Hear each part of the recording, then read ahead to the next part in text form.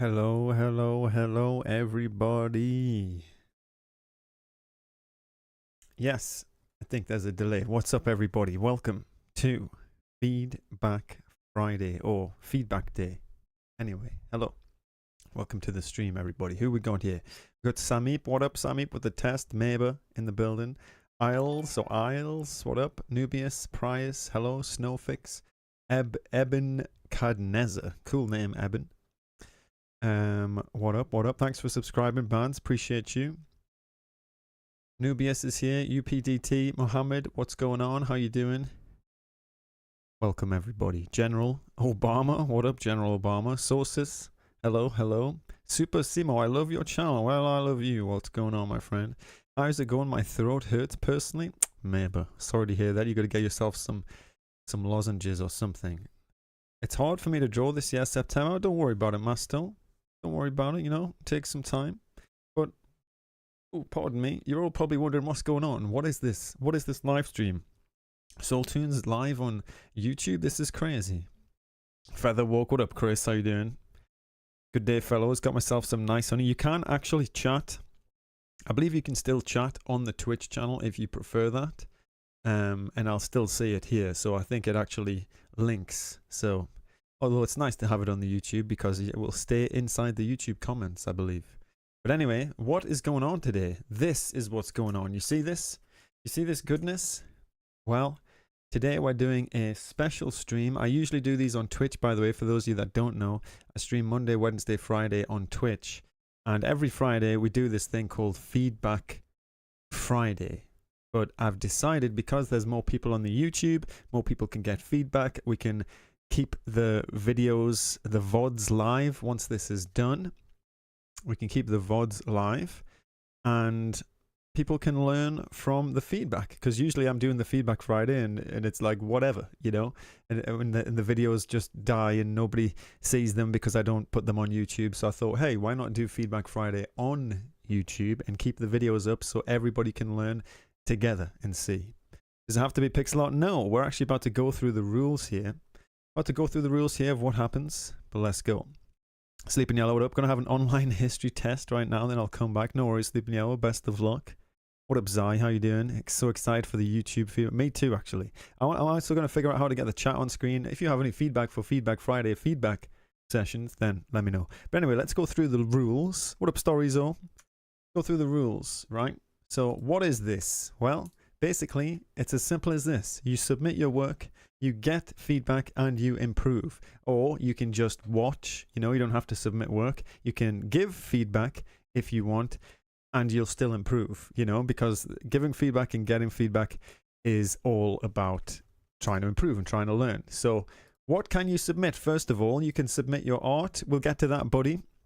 Where do you submit your art? We'll get to that in just a second. But what can you submit? Well, you can submit art, you can submit games, and you can submit music, or basically anything creative that you've made. Though there are some caveats to this. Boom! See this? No downloadable files. So if you have a game and you're going to post it on itch, for example, then it's better to have it played in web. And also,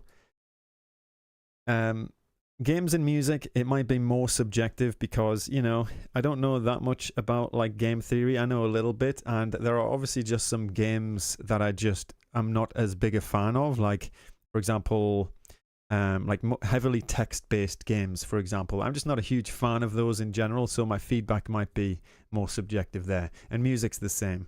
But art, we can try and be as objective as possible. So just to reiterate this, no downloadable files, okay, folks?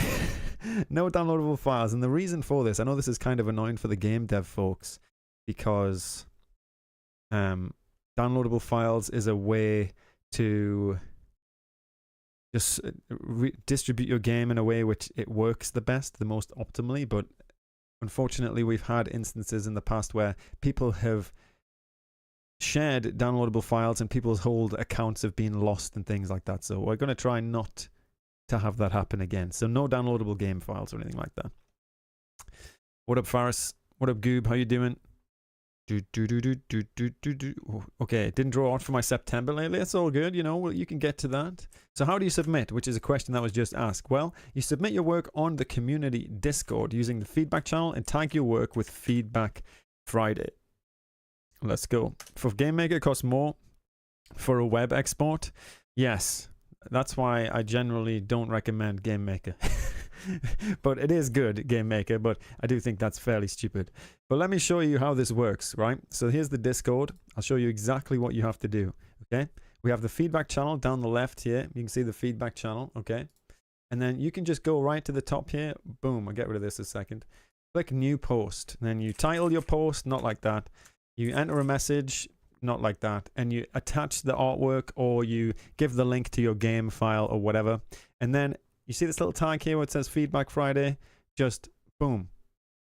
Click that. And then post. And there you go. You're done. Easy. And we'll get to it. So it is a first come, first served type of basis. Maybe in the future we'll do like a pay to win system or something where Twitch subs and YouTube members or whatever get feedback more quickly or something, or just prioritized. I don't know about that though, because that seems kind of shady, but also come on, give me your money, you know, kind of thing. Just casually fairly stupid. Yeah. Random so smooth. What up? How you doing today? Okay, so what else we got to talk about? So here's some tips for asking for feedback before you make that post and before you share your work. Here's a couple of tips for submitting your work for feedback. The first one is be specific and you will get specific. What does that mean? Well, if you say something like, well, how can I make this look more scary? That will help me and people giving you feedback, mostly me because I'm the one going to be speaking here, but also the chat if they want to give you feedback on your work as well. That'll help us go, oh, I know this technique, or I know this style, or I know this art theory or fundamental or something that can help you achieve that goal. You know what I mean? Which is better than sort of a general approach. Like if you say, for example, how can I improve this? As you can see at the bottom here, you're opening yourself up for, well, I would do this and I would do that and this is what I would do, or I don't like that. You know, you're opening yourself up for a more opinionated response, which sometimes is good, sometimes what you want. Let me give you an example of when you might want a general response. And that could be when you really just don't know what to do at all and you don't really have a goal. And you just want to see a bunch of different techniques and you want to see a bunch of different feedback from different types of people, right? Then maybe that would be the time you'd want a general response, or maybe you're just sharing something to gather general feedback on, oh, this is my character. Do you like him? Do you not like him? Though that's not going to be very constructive, is it? You're going to get mainly opinions, and those opinions might not reflect your actual goal. So I'd always recommend to be as specific as possible as to what you're trying to achieve, right? So secondly, or not secondly, well, just look at this for a second, right? So the more specific you are, the more objective we can be. The more general you are, the more subjective you're opening yourself up to be, right? With Godot, do you need to use a compatible graphics science to port it to web export? I'm not sure, Snowfix. I never really had any problems with that in the past, to be honest. It's probably just worth checking it out, testing it out. What up, Solmino? How you doing today? So, giving feedback. Here's tips for giving feedback, because not only is it a skill to ask for feedback and try and improve how you're specific with your goals, but it's also a skill to actually give feedback as well, you know? So one thing that is always recommended is the sandwich method, first of all, where you mention something good about it, then you give your critique, and then you end with something good about it. That's quite nice because it helps you stay positive overall about the thing that you're saying. Like if someone says, what do you think about my dog character? And you just go, it's trash because the colors are bad and you're super bad at art. That's going to make that person feel pretty bad. Probably because of your response in the first place, but also because, you know, it's just very, it's not very encouraging. Whereas if you go, oh, I really like this dog character, it's really cute overall, but I think you could work on the colors because they're a little bit muddy and some of the colors are not very, they don't work very well together. But overall, you've done a decent job and I'm excited to see how it goes. You know what I mean? Like that is a much better way of responding to that. And the second point about giving feedback is the goal over opinion. What do I mean by that? Well, always consider the goal of the person. Always consider the goal of the person first and suggest techniques in theory to help them achieve that, right? So if someone goes, I want to make this look more scary, well, well, if you do like scratchy style, or if you desaturate the colors, or if you make the values, there are things that you can do to suggest to help them move in their goal, which is generally better than just giving your opinion on what you would do. Like I've mentioned here, your opinion or personal style may actually counter the goal, and you should avoid this unless it's specifically asked for, right? Because if you go, well, I wouldn't do that, I would do this, so you should never use this technique, or you should never do that, that's actually super closed-minded, and you're not going to improve as much, right? You're not going to improve yourself, and they're not going to improve, they're not going to understand either. So we try and keep it goal-related here. What up, Sydney? Just want to thank you for your videos. I've learned a lot. Way, thanks a lot. Appreciate it. Thank you for watching. Everyone here. Lanky, what's going on? How are you doing today? No idea you'd switch between Twitch and YouTube just for this Friday stream. Mondays and Wednesdays streams will still be on Twitch because they're a bit more chill, like game dev type stuff. We don't really do anything. But this one on Friday is all about giving feedback. All about giving feedback to the community on your artwork. We're almost done with this, folks. Don't worry. So just to reiterate, boom. Constructive only. Zai has done a good job there of saying something unconstructive. Remove yellow. I hate that color. I don't like it. And not giving a constructive way to improve it isn't as good, always give a reason why, and like an opinion without no one cares about your opinion, basically, right? Unless they do, and then it should be explicitly asked for. But anyway, next one, just don't cry about it. If someone's giving you feedback, or sometimes I might forget, I'm not the best at giving feedback, right? And sometimes I might say something that seems a little bit mean, or maybe a little bit harsh, or I'm not trying to be harsh, I'm not trying to be mean, I was trying to be as objective and as fair as possible. But my goal is always to try and help you improve in order to achieve the goal that you've got, right? So don't cry about it if you don't like it. Next up, stay open-minded. Yeah, this goes on. This is just a reiteration of what was said before, but if you stay open-minded, just recognize that all styles are valid. You will learn, you will learn. The people that you're giving feedback to will learn. There we go. And finally, time is value. So what do I mean by this? Let's say you post a piece of artwork and I skip over it, or I don't say anything useful. Well, basically, just because I don't feel like I've got anything to add, right? So like I said there, I spend more time on something, and it all depends on if I have actually anything of value to add. Like someone in the community might have answered your post on the feedback, and they might have given you really good feedback, and there's nothing more that I can add.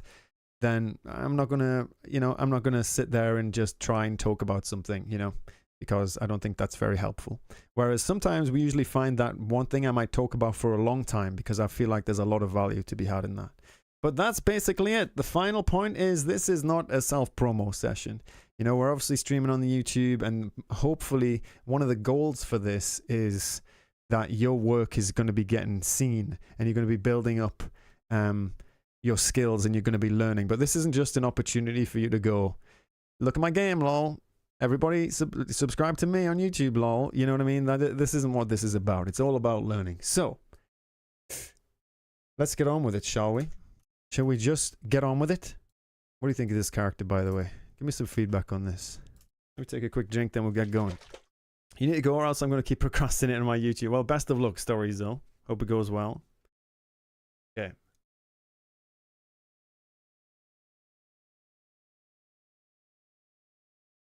Ten out of 10 TED Talk. Appreciate it. If it looks silly, very silly. Cool dude. Nice job. Let's get into it, shall we, folks? Has anyone submitted any work for feedback? Sometimes, this is probably something worth mentioning, sometimes we don't get a huge amount of submissions to the feedback, which is, again, another reason why we're doing this on the YouTube now, so we can get more submissions and help more people out. So if we end it early and there isn't a lot of feedback, then we'll just end it early. There's no point kind of going out. It's disgusting. I hate it. Quit art. Thank you, Silmino. Average Twitter guy, yeah. I heard circles, make it a square. Zai, please. Let's go. Okay. Figure it out. You should give art lessons. This is what we're doing right now. Art lessons. Here we go. So, like I said, we'll sort this by Feedback Friday. I don't have mine tagged Feedback Friday, but I'd love feedback on color choices. Right click, edit tags, and you can add it at any time. I would recommend doing that.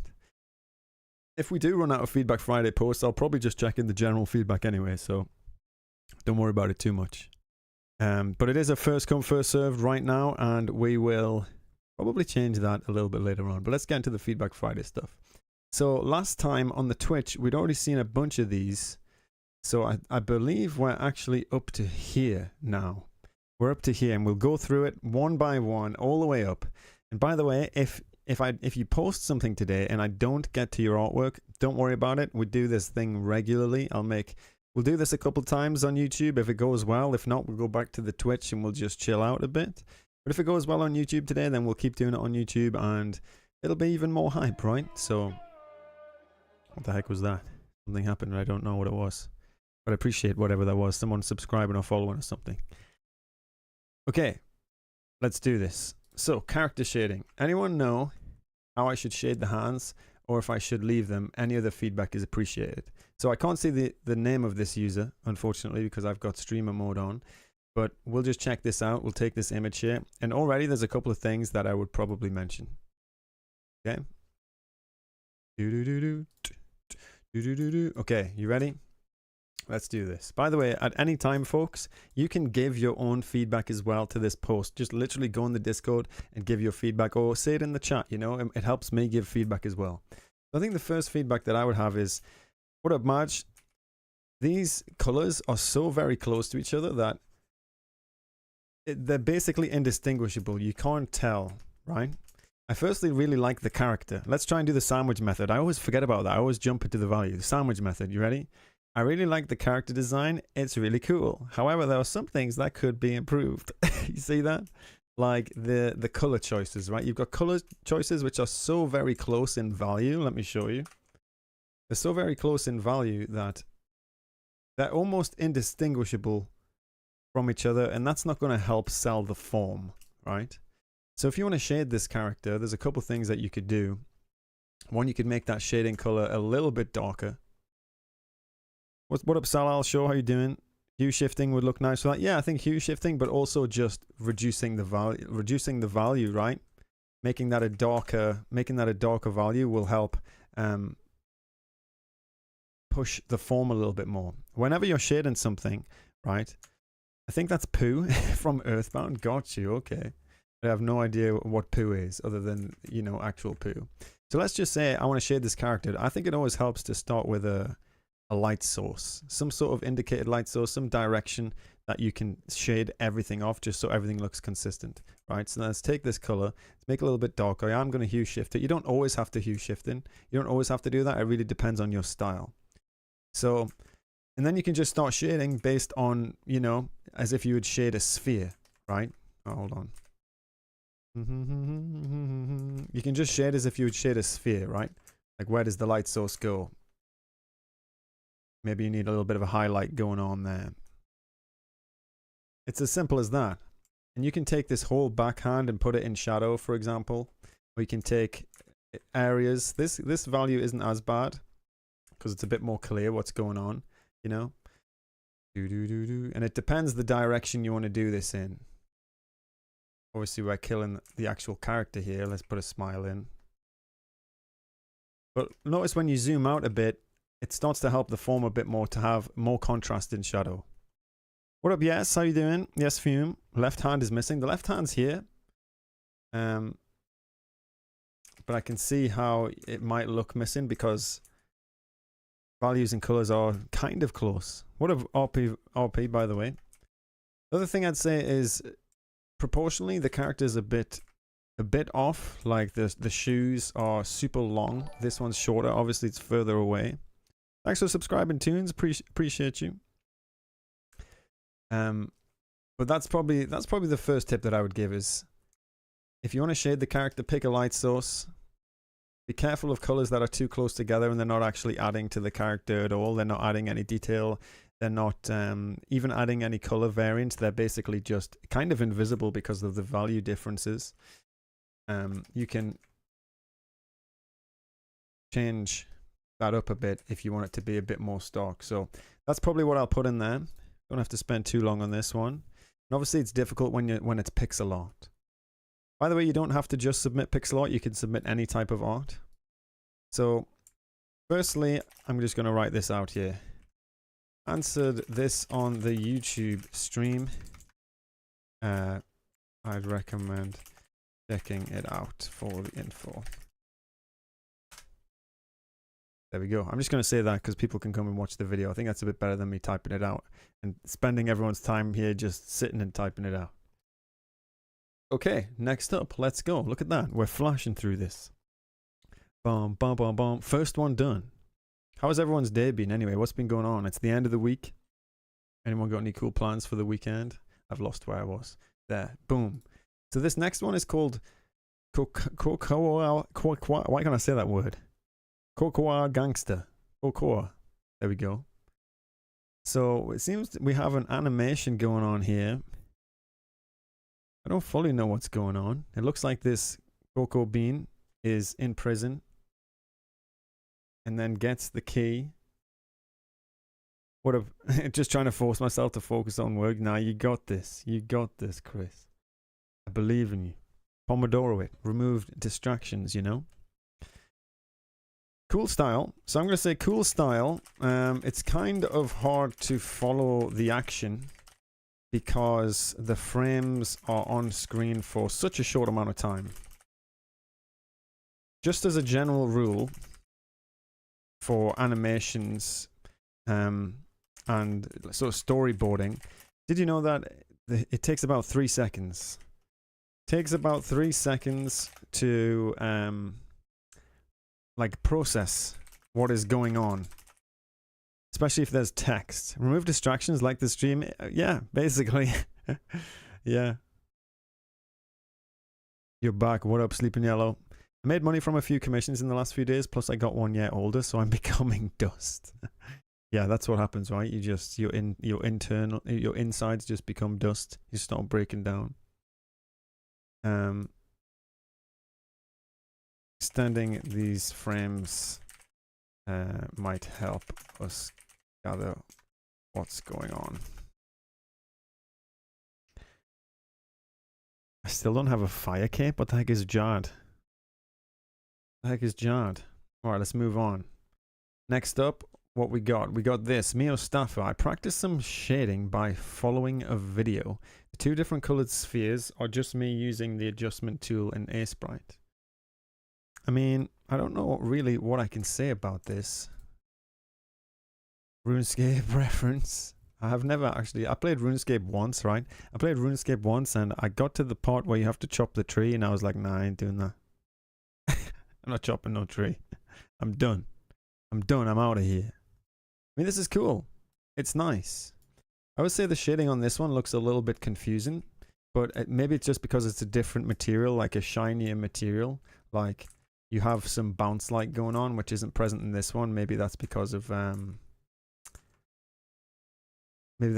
material that it is. But let me show you this actually. Oh, we did this last week. This was actually sick. Bit too much detail. Yeah, maybe a bit too much detail, which is like obscuring the form a bit too much, Nubius. Check this out. You ready?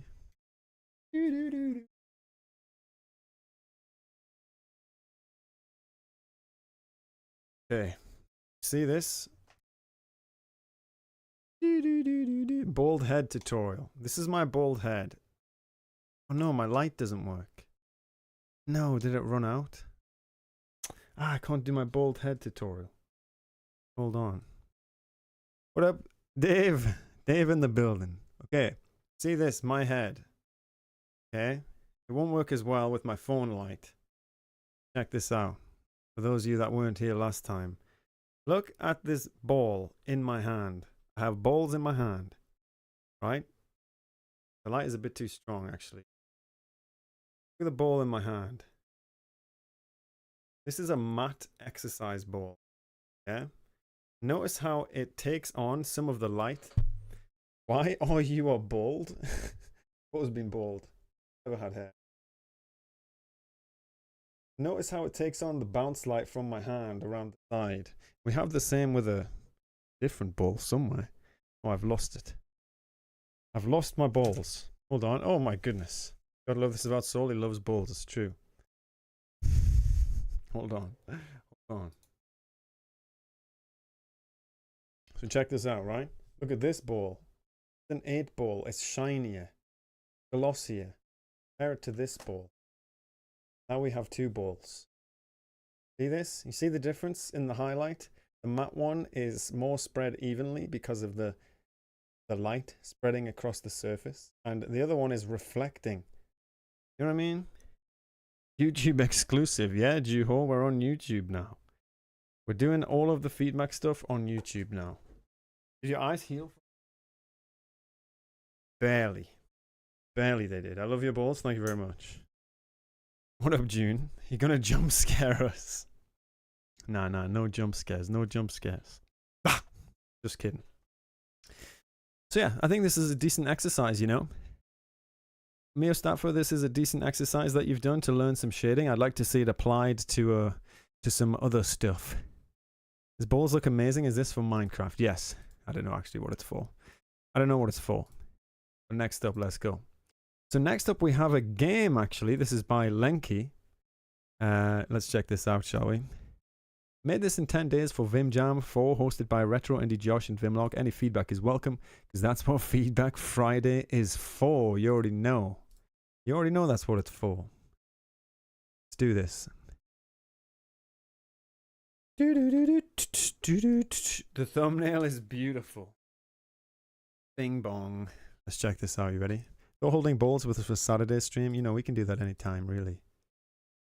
Let's do this. Let's check this game out, shall we?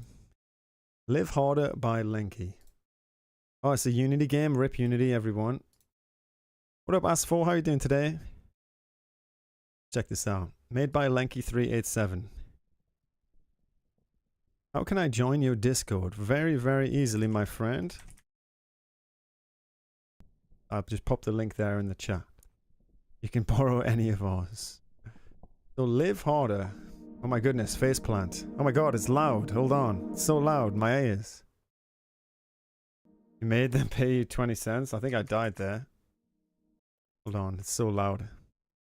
Let me know if it's too loud for you. What's going on, Omar? How are you doing today? Oops.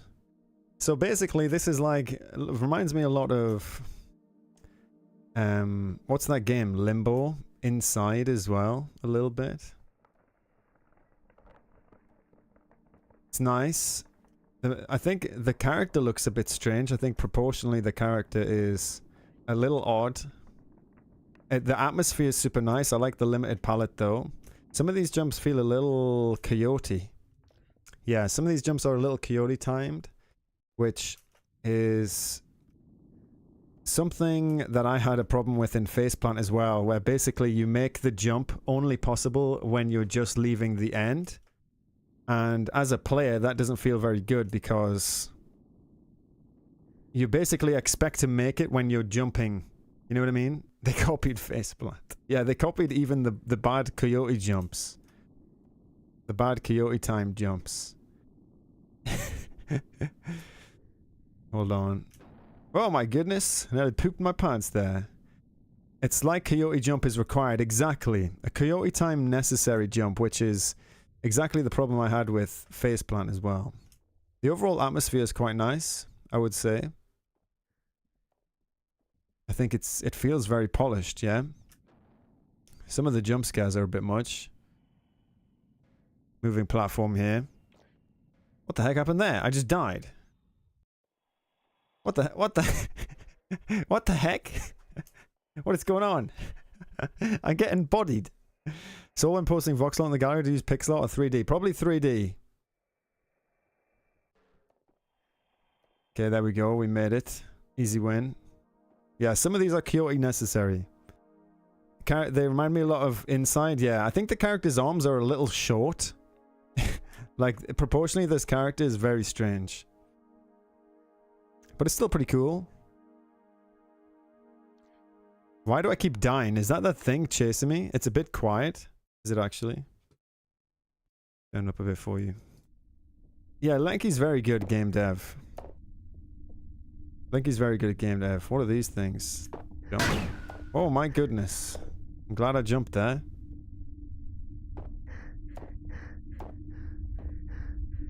Do do do do do do do do do do. I like all the different dynamic environment you've got going on here. That's really cool. That thing is chasing me. It is so close to me that I just don't know if I'm going to die to it. I'm probably going to die to it pretty soon, right? Okay. There was nothing I could do there. There felt like I was absolutely nothing I could do there. Just die. Just die to the background thing. Some of the timing was a bit weird. Is this like a playing a viewer's game? So it's a feedback stream, basically, Malik. So I give feedback on people's games, people's artwork, whatever it is that they've been working on. Okay. Whatever people have been working on, basically. I don't understand. You can jump over checkpoints, can you actually? Maybe this is like a double jump or something? Can I submit a game? Of course! You can submit anything. This is probably where I would give up. I don't understand.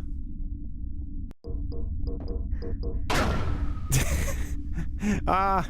I don't understand. Okay, this is where I give up. Right, feedback time. Oops, here's the stream, everybody. You like to see? There you go. Very nice. But yeah, this is Feedback Friday, okay? You can jump on it. So you can submit anything, basically, just in the Discord. So that's where I would give up, naturally. So that's where I'm going to give up there. So the feedback that I have for that game is it's nice. The atmosphere is really solid. Obviously, you made this in a week as well, so that's really impressive. Like, it already feels very polished, which is cool. Obviously very reminiscent of things like Limbo and Inside, which is cool. Not necessarily a bad thing. I think some of the jumps are Coyote necessary, or they feel a little bit too late. So that could probably be tweaked, because as a player that doesn't feel very good. For those of you that don't know what that means, basically when you jump off a platform as a player, you want to jump while you're on the platform, right? It feels right to jump while you're on the platform. But if you die and you can never make a jump until you're like here, for example, that's what I call a Coyote necessary jump. It's a very common thing, I think. I did it as well in Faceplant. I had to go through and tweak all my jumps to make sure they weren't in. But those feel like they need to be fixed.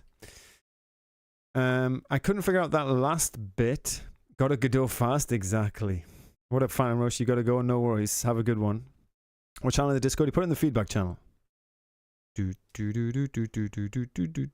So yeah, I'd probably say that. And the final thing is, obviously didn't know how to pass that last thing. I think that's maybe teaching it beforehand, you know, because if I was just playing it, I would have given up way earlier, and I did give up on that point. So, and that is when I would have given up just in general. So maybe you have to teach that some way or somehow, or not. You know, it depends if you want people to just give up or not. If it is like a difficult type game, but pacing wise it felt like it was quite obvious. It was quite obvious what you had to do until that point. The other thing that I'd say is the enemy, the weird thing that's chasing you, the like aberration, you know what I mean? That seems to go regardless, and you just die to it sometimes, you know what I mean? Even when you shouldn't. Maybe make the background the thing that chases you slower. There was a point where it looked like it was faster than the character. Yeah, I think it was during the hill bit, right? And I was running up the hill and I just died to it. And I think it was because it already had like a little bit of a head start from the checkpoint. Maybe it should stop when you're stopped at a checkpoint as well. You know what I mean? It doesn't feel very nice to stop and you basically punish the player for taking a break.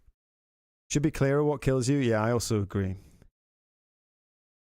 I think it would be nice to have a clear goal.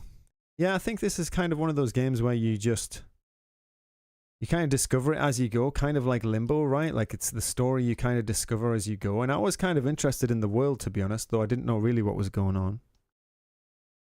What part did you get stuck at? There was like an explosion thing and a laser. And there was a wall there, and I couldn't figure out how to get over it. I tried jumping onto the laser thing, but it didn't work. I tried jumping over it, and then that didn't work. And perhaps after what Lenky said, perhaps when that thing is shot at you, you can jump onto that. Maybe that's what you do, but that's not where my brain went. My brain was just like, I have to avoid this laser and jump over the wall, but for some reason that wasn't working for me. The sounds were really loud. Oh no. You just spam jump. Well, maybe I should have tried that. I tried to be a little bit more specific with it. But anyway, let's move on. Nice game, Lenky. That was really, really good for just a week. You know, that's actually insane that you've produced in that quality of game in a week. A couple of things that could be worked on here and there, but if anyone wants to check it out, there's a link there for you. Live Harder by Lenky on itch. Well, it should be a link, but there isn't actually a link. Okay, that's nice. The heck? Did the link pop up for you folks? Let me put it in there again. There you go. Okay. Let's move on to the next piece of feedback that we have to give, which is here, a letter painting. Hi, I'm making a drawing where the main thing is the letters HR. I made them into a castle, but it looks kind of weird. I didn't put that much into the background. Try leading the eyes into the dragon too. Okay, so we have a nice sketch here with, as they said, the letters HR into a castle. There's a lot going on, and I think it can be difficult for any sort of focus. What up, Frog? How you doing? Hope the stream's going well. We're going okay, yeah. We're trying it out, you know. Trying it out. How is everyone finding the Feedback Friday stream? Not on Twitch. Reminds me a bit of Oddworld. Yeah, it does actually. So the one thing I'd say is because there are so many elements, like when you're composing a big piece like this, right? There are so many different elements. You've got this dragon, you've got the moon over here, you've got some sort of island with like little castles or something, little houses. You've got a boat here, you've got a boat here, you've got some sort of creature here, maybe a mermaid or some other creature, and then you have the sun, it looks like there, and then you have a balloon up here and clouds in the background over here, and you have the main castle in the front.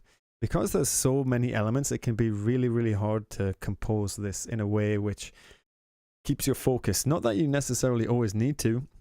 Sometimes it's nice to see images with a bunch going on so you can look around as well. In that case, I'd probably put something here, you know, to fill in that area, because it feels very like right side dominant with nothing actually going on here. You know what I mean? Hey, someone, do you remember yes, I did. I did feedback it actually. It's on the Twitch. It's on the Twitch, Omar. So you'd have to go and check the VOD out. I think it was last feedback that we checked that out. But so that's probably what I'd say to start with. If you wanted to compose this in a way which was maybe like when I compose something, I like to have when I compose something, I like to have I always like to start off with just a rough idea, right? Like I start off with, what is it that I'm making? Yeah, like what is the focus of the piece? What's the thing? And this here is obviously the castle. And so let's say we put the castle in the middle. I'm just going to draw a random castle. Okay, I'm not going to do the text that you've done. And there you have your starting point for the composition. Okay, and now you can think about like, right, how can I add in all of these extra elements without it being too scattered and spread around? How can I make it so that it's kind of flowing through the piece? What's the Twitch's video title? I'm not sure. Maybe Feedback Friday or Feedback Monday or something. You'd have to check it out yourself. How many pieces will you give feedback on? So I usually do this for about an hour and a half. So it just depends when I get tired, because sometimes my brain starts to hurt when I give too much feedback. So the next thing I might say is, okay, well, what other elements do we have in this piece? Well, we have the water in the background, yeah. We have the water down here, which is kind of cool. And then you can start to think about like other elements, like maybe you have the dragon blowing through here or something, right? You can have some clouds as well, which are, again, we kind of want to direct towards the main focus a little bit. So maybe we'll have some boats in the background, and the sail of the boats over here is pointing towards the castle, and then that points up towards the dragon, and then there's clouds in the background. It's really hard to compose that many elements. You know what I'm saying? Like, you really haven't done yourself any favors by adding in so many subjects. But again, it doesn't always need to be. And I think what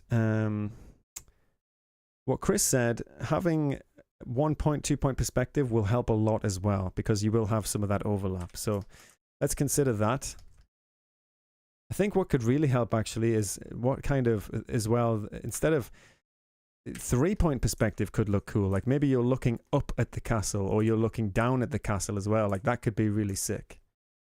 I could give you, because it looks quite flat at the moment, you know, and it depends on what you want it to look like overall, right? But if you had some sort of 3-point perspective going on, that's going to help as well.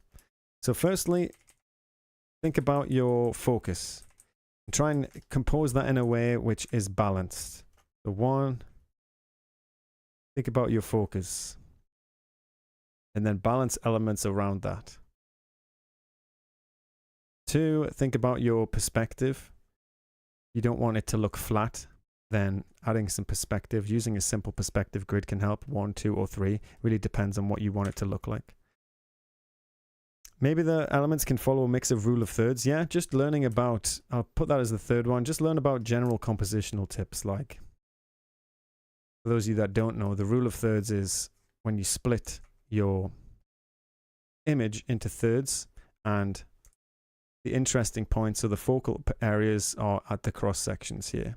What's balanced in that way. I think that's actually the rule of thirds is like a simplified golden rule, golden spiral, which again, like composes images in a way which is pleasing to the eye. And that might be a little bit better. So let's just go with the rule of thirds here. And how might you compose an image using the rule of thirds and trying to have all of those elements in? Well, let's just do it like this, okay? Well, let's put the castle here, okay? Bing, bing, bing. Obviously, it's an R and a H. Bing, bong, boom. Just like that. Put the little island there. Already, you have that island with the castle in the rule of thirds area. And let's put the water in. Okay. And this is obviously very quick. So ignore my noobness. And then you might have some clouds in, right? Which are sort of directing towards the castle. You see what I mean? How it's leading the eye a little bit there. And now you can basically do anything. You can put a dragon here, which is not necessarily in any of the interesting points, but because it's here and also in the same direction of the clouds, it isn't distracting as much as the one previously. You can have some balloons or whatever in the background as you wanted. You could have in this area of the rule a ship or something. This gives it actually a little bit of story, doesn't it? Because it's like, oh, you've got 2 areas right now. Jack Winner, what up? Great class, say no worries. This is what I do when I have a lot of elements. Yeah, I think it's best to kind of split it up and break it up, right? I think that helps a lot. You also have some foreground elements as well, like, I don't know what would be here. Maybe you're standing on an island. If you're standing on an island, you might see like grass blades or something pointing towards that. But notice how all of a sudden this becomes easier to see, like, what the heck's going on, you know? It becomes easier to see like what the main point is, and everything is leading towards that. And this was just very quick. So I'm just going to post this in their chat. Hopefully that's helpful for them.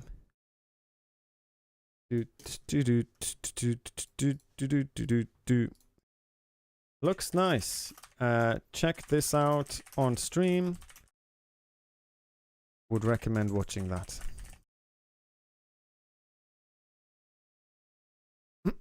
Okay, let's move on. Thanks for subscribing, Ahora. Appreciate you. What up, just Atal? How you doing? Yeah, let's move on to the next piece. Let's check it out. So this is Beats or Nathan, who has these card designs for their deck building TTRPG. What does that sound for? Twitch creating role-playing game? I don't know.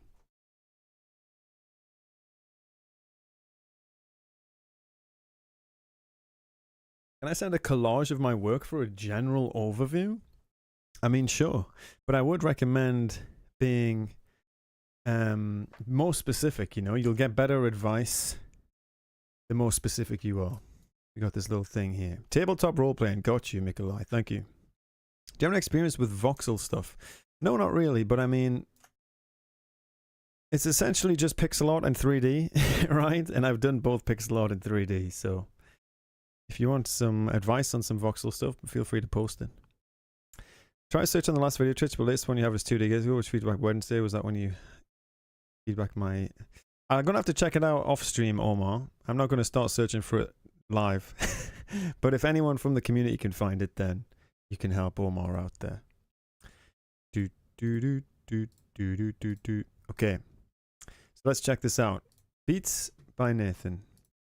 So this one, this is more of like a graphic design type feedback request. First of all, I would say that I really like the fact that the cards are clear in how they're laid out, and they're clear in their layout, and they're clear in the fact that like they're consistent, right? That's always very good when you have some sort of card. They're consistent. The veins coming from the heart are a great design. Yeah, that I saw that as well, and I was like, that's actually really cool. The one thing that kind of looks off to me a little bit is the font, the font style used. I don't know really if this font fits this style. You have a lot of like angular imagery here, right? A lot of angular like hexagons and really solid shapes, and the text kind of contrasts that by not being angular, but it could look a bit more cohesive if it kind of matched the style of that. Although I don't know what exactly you're going for. Do they have anything saying here? New cards, I know sometimes struggle with clarity, so any tips on that? Yeah, I just think the font maybe, the font maybe isn't the best font. I think the letters are a bit too close together. I'm going to say really awesome style overall. I like how consistent they are across. What is that called when they have like a different? We have heart here, we have dagger here. I just say I like how consistent they are. It's easier to say that. I also really like the effects, like the heart, veins, etc. I would say the biggest thing that stands out is as being off is the font. It's a bit difficult to read and doesn't match the style, rest of the card style. I think when the letters are super close together, the font is okay, it's just the spacing. I even think the style is off, you know. I think the style has got this like grimy text, gritty text style, right, that you see here. Like, got this strange, gritty, grimy text style, but everything else is clean. And now that might be on purpose. That might be on purpose so that it stands out and like contrasts in that sense. But I feel like if you used a different font, which was a bit more, because it's very sci-fi-esque, right? Is what I get. That's the vibe I get from it. I get a very sci-fi-esque feeling from that. So perhaps like a more sci-fi font would work with that. Now, what font would we use? Font's one of those things where, like, if I'm doing a graphic design or something, I will spend a long time just messing around with different fonts until I get something to work. But trying to get a general idea. How do you find good fonts? So basically, I go on Def Font, right?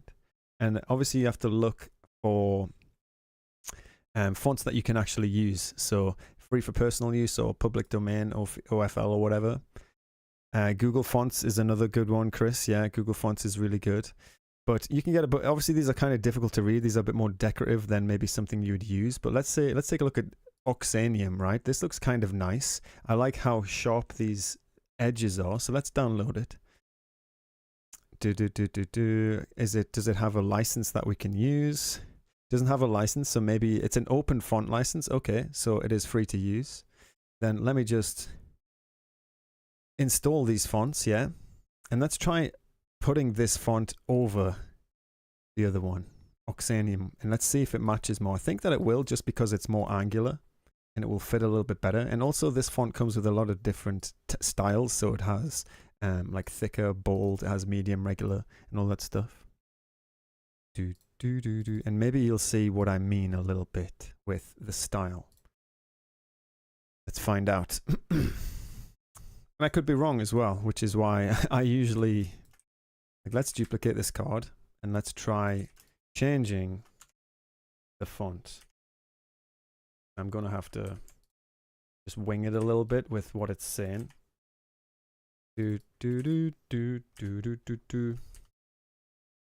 So let's take that. Let's take, what was it? Oxanium. Oxanium. O for ox. PQO. Why is it not here? Hold on, maybe I have to start this again. Give me a second, folks. Medium rare. Yeah, we got some medium rare fonts here. Okay, 1 second, folks.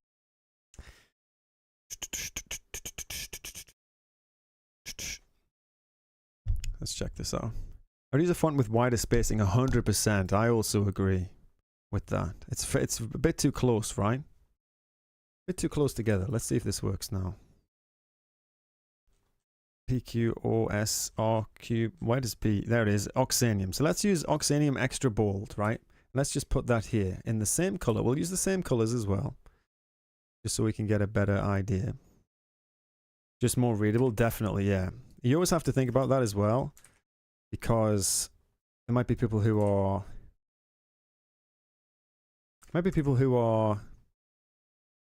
dyslexic as well, and that's really important, right?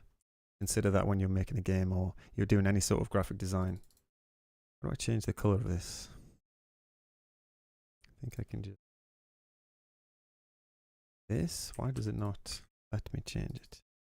There we go. Pick this color. Scale. That's a bit big in scale. Let's move it down. But do you see? I actually immediately see just how much better that fits. You know what I mean? I see already that just fits the style way better. And I think it's because of the angular style of that. Sprite scaled my project after I changed my theme. Now 1 pixel from the original, scale it 3x3. My God. Oh no, Supermaster. You can go into low spec rescaler. Low spec rescaler will scale your artwork down, so you could like scale it back by 3. So let's do this. Let's call this active, right? Like that. Let's change this to red. I'm just going to basically copy here this, and I'm going to change it from the extra bold to just semi-bold. And the reason I'm doing that, thank you for the sub, Knight, Marion, Nemo. The reason I'm doing that is because it's less important information, right? Or not as important information-wise. I'm going to try and keep that central. That's really important that you line things up as well. Obviously, it's very rough, so I'm not going to do it perfectly. I might even make that a little bit smaller. Extra bold, exactly. Now the next thing I might do is this bit. So change the size of a target's nano ability. So let's just duplicate this.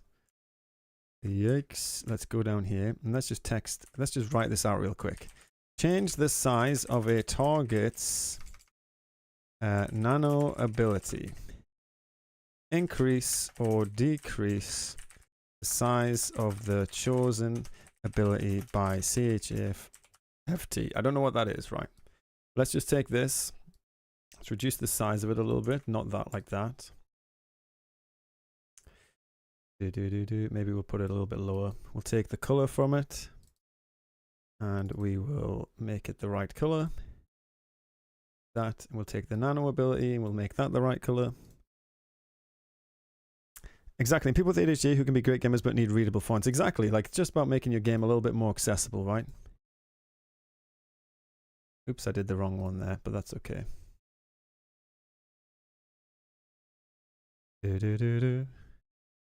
What color was this supposed to be? Purple. Hold on. I don't know. There's a lot of colors being used here, but maybe that's like an association, right?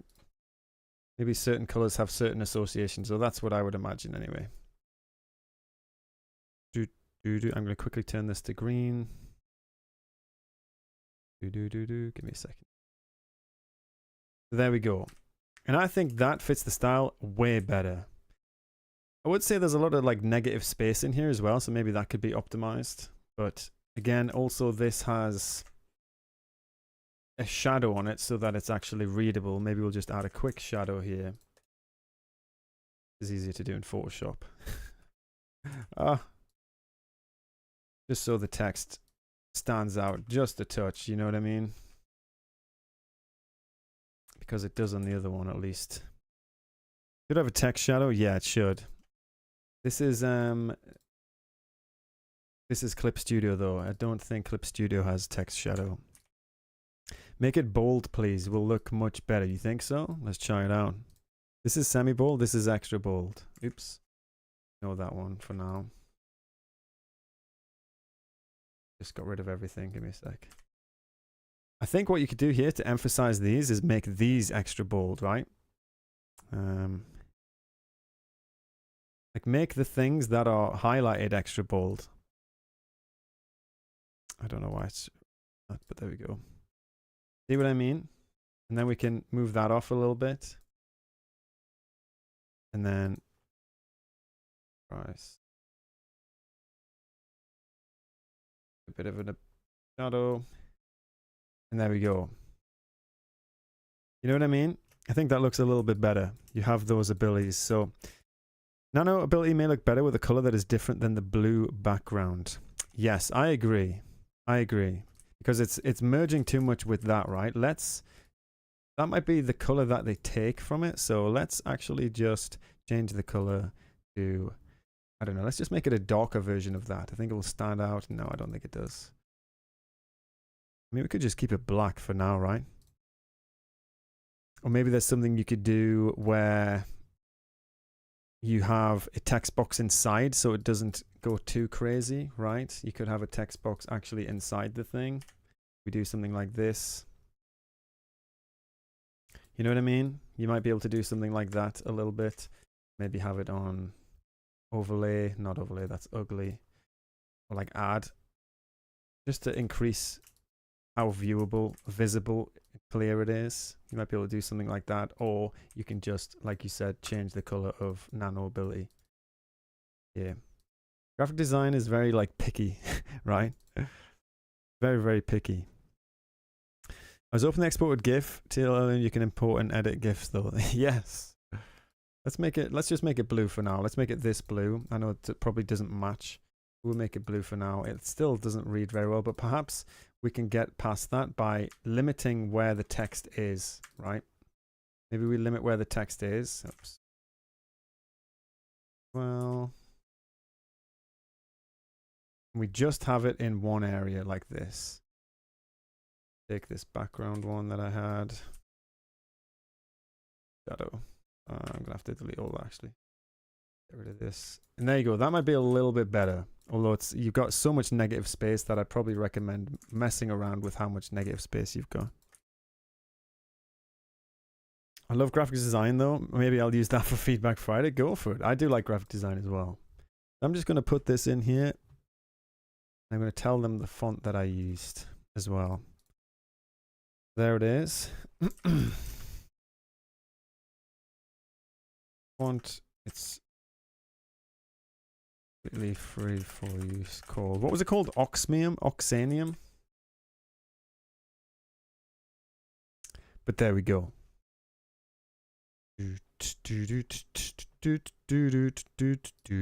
Next up, folks, I hope that was at least a little bit useful for that person. Next up, we got this September feedback. Let's go. So for those of you that don't know, we got September that's going on right now. Very, very hype. Basically, it is a month-long challenge with a different prompt for every day of the month. And there's been a bunch of people taking part in September to check out this gallery with a bunch of finished entries. People are creating some awesome artwork. You can take part in this at any time. You don't have to do it, you know, right now, or you don't have to have done it at the start. You can start it literally whenever. Some people do it even in January or whatever. It doesn't actually matter. But that's been going on, and here it seems we've got some feedback for a September piece. So they're asking, is there any improvements I can make to this portrait? I say no. Perfect. My file corrupted and I undid some stuff, and I just realized that shadows not looking as I wanted them to, but I can fix that later. I think overall it's very good. I really like the use of dithering, but also the use of not dithering. You know what I mean? Like the contrast between the mask, which is very solid graphic and it's a focus piece, and then you have this really intricate dithering shadow around the whole piece. I think that's really cool. I really like that style. I'm going to say that. I really love this style, especially how you have like intricate dithering in some areas contrasted against the solid shape of the mask. It helps the mask stand out a lot, but yet still looks interesting to look at due to that contrast. I think the only thing that could maybe use a little bit of work is these top things. Maybe there's something they could put up there to make them seem a little bit more interesting. Maybe those top yellow things, I don't know what they're called. What they're called could use a little dithering or detail to help it blend in a little more. As to me, it looks a little unfinished up there. But that's just my opinion. Okay, what's next? My goodness, we got loads of feedback. Look at all you folks posting stuff for feedback. I probably won't get through all of this today. Well, literally, we were up to here when I last checked feedback. What up, Phantom Rush? How you doing? We've got probably about half an hour left, so we'll see how we go. How do you rate my artwork? Someone said. I didn't hear feedback about my challenge entries, so I'd like to hear it. Also made that third one around 30 minutes. I don't do much art and I'm not experienced. There was a video on this, so you should check that out. There was a Twitch stream that we did to check out all of these pieces, and we did talk about this one. I actually remember talking about that one, which is cool. Also, I made the third one around 30 minutes. I didn't do much art and I'm not experienced.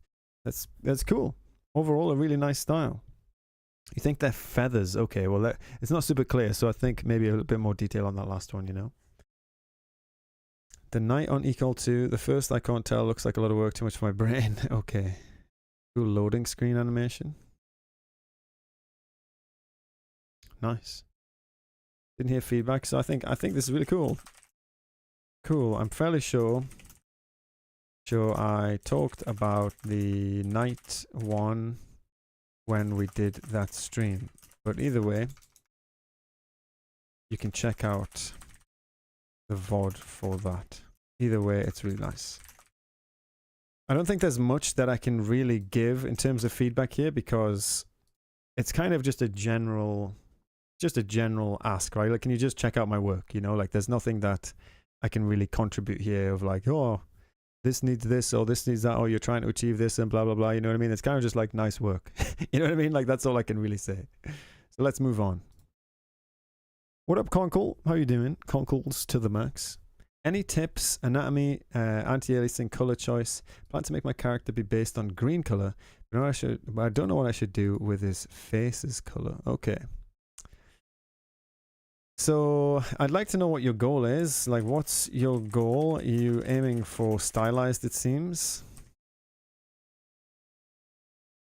It always helps to give your goal. Like if you're saying I need anatomy help, but you're doing super stylized piece, then that might be very different to the anatomy help that you'd get if you're trying to do like hyper realistic, right? Like if you're going to do hyper realistic, the advice that I'd give was very different.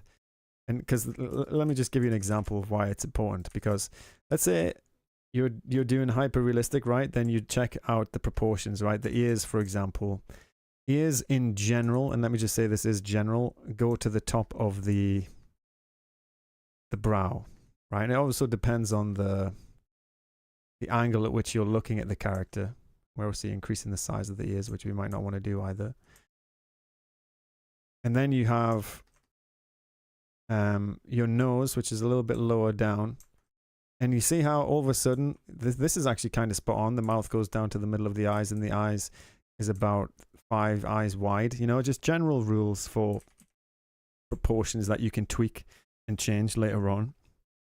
Nes Contra vibes. The purple one, yeah, that was cool. What up, Luke? How you doing?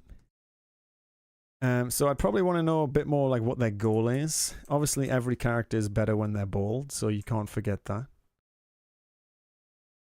Every character is better bald, so make sure you make your characters bald.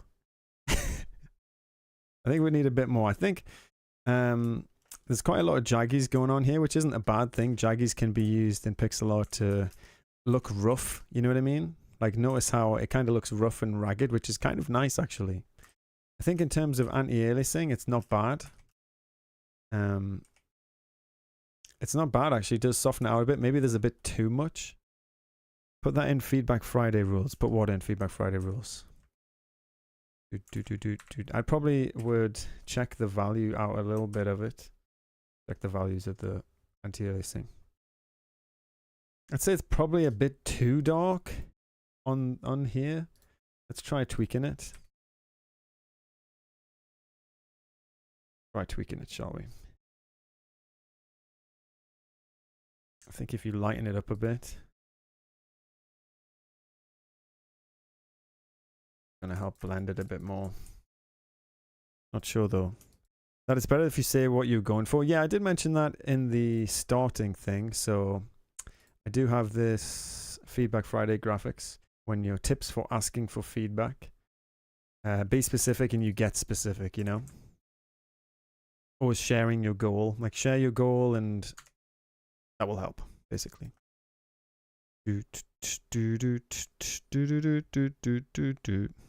Okay. Let's move on from this. I don't think there's too much I can really add. I plan to make my character based on green. I don't know what I should do with the face color. I think the colors are fine. No, it's all good. Sleeping yellow. I think the colors are fine. Anatomically, it depends what you're going for.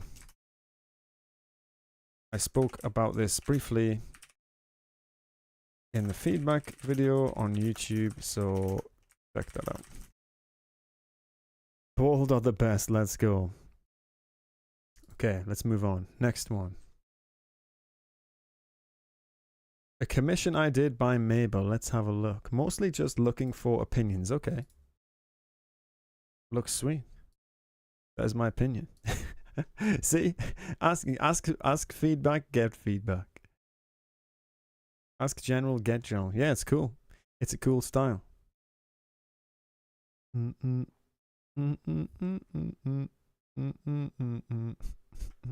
Cool style. I like the rim. The rim lighting is really cool. That adds a lot, I think. Just generally a cool style. Obviously, the biggest thing you can do, make the character bold. Come on. Bold is best.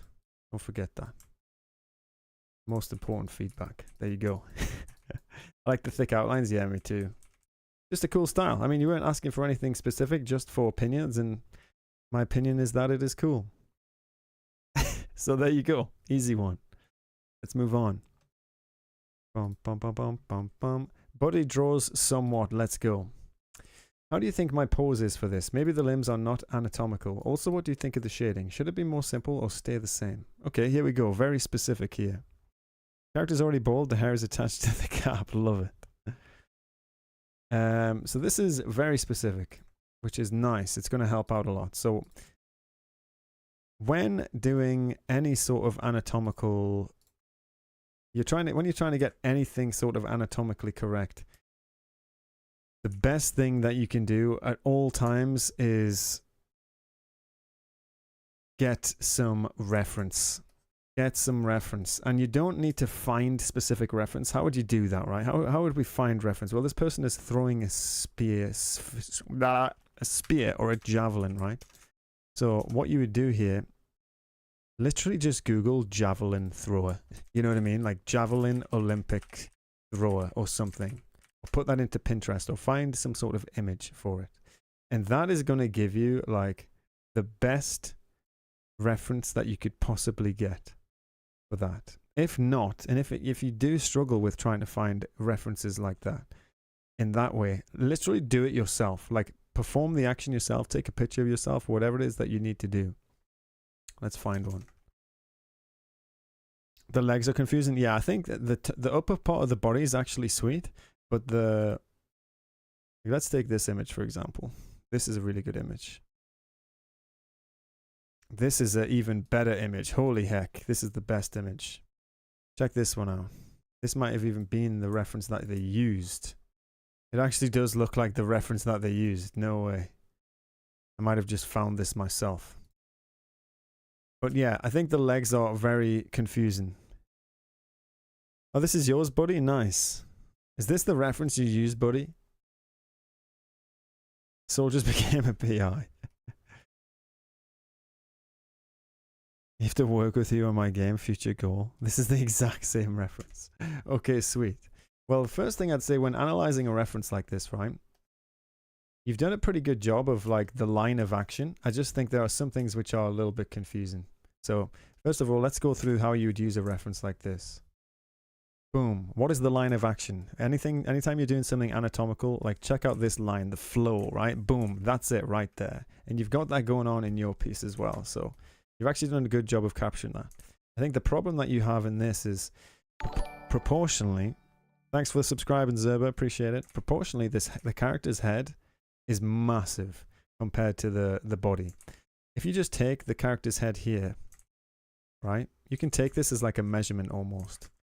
And I say characters if it's a character, but the human. If we take this human's head right here, take this head size, you can literally measure out the exact proportions of this, right? And you can do exactly the same with yours. If we take the head size, the character here, copy it out. Notice how we're on the third one, and you're not too bad. Fourth one, and then all of a sudden you lose it in the legs. You know what I mean? So this is one way to measure. Just measure it in heads. And you'll see, like, that's when some areas are much bigger. Like this area proportionally is much bigger than this. It's very hard to draw. It's a very hard thing to do, by the way. So you've actually done a really, really good job.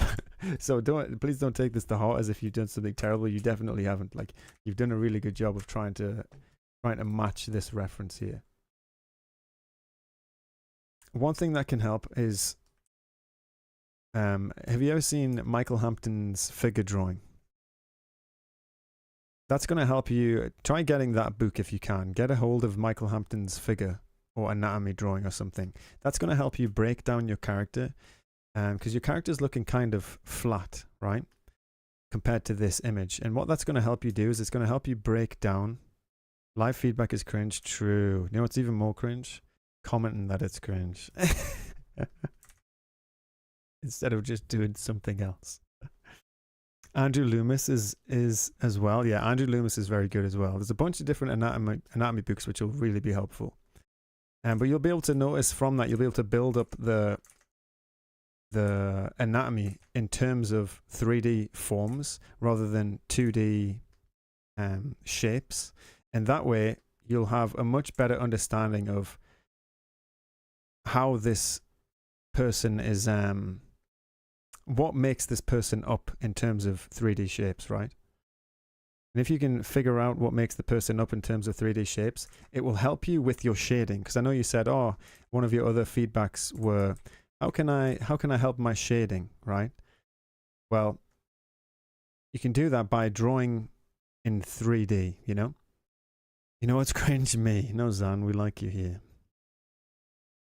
And that's going to help you with your proportions. It's going to help you with your form and your shading. It's going to help you with basically everything. But I think you've done a really good job, and I think you should be proud of what you've drawn. A couple tweaks here and there. Keep that up. You know, keep up this practice of drawing. Like the fact that you found a reference and you've tried to draw from the reference. You keep doing that. You're going to improve massively. Like that's literally how I learned to draw. I learned to draw by finding references of my favorite characters and doing anatomy studies exactly like this. So keep it up. Don't give up. Easy win. If you're cringing at our good time, it makes you weaker than us. Weak, feeble. Not good, man. We're just trying to help some people out here. If that's cringe, then I'll be cringy all day, my friend. Okay. Learning pixel art, day 7. Here we go. John, let's go. Check this one out. So this is day 7 of someone's pixel art, which is actually hype. I always love seeing new artists taking some stuff up and trying out a new hobby. This is really cool. Pathetic, maybe so bold. Bold is best. He's not bold. Yeah, bold always helps. Weak, feeble, has hair.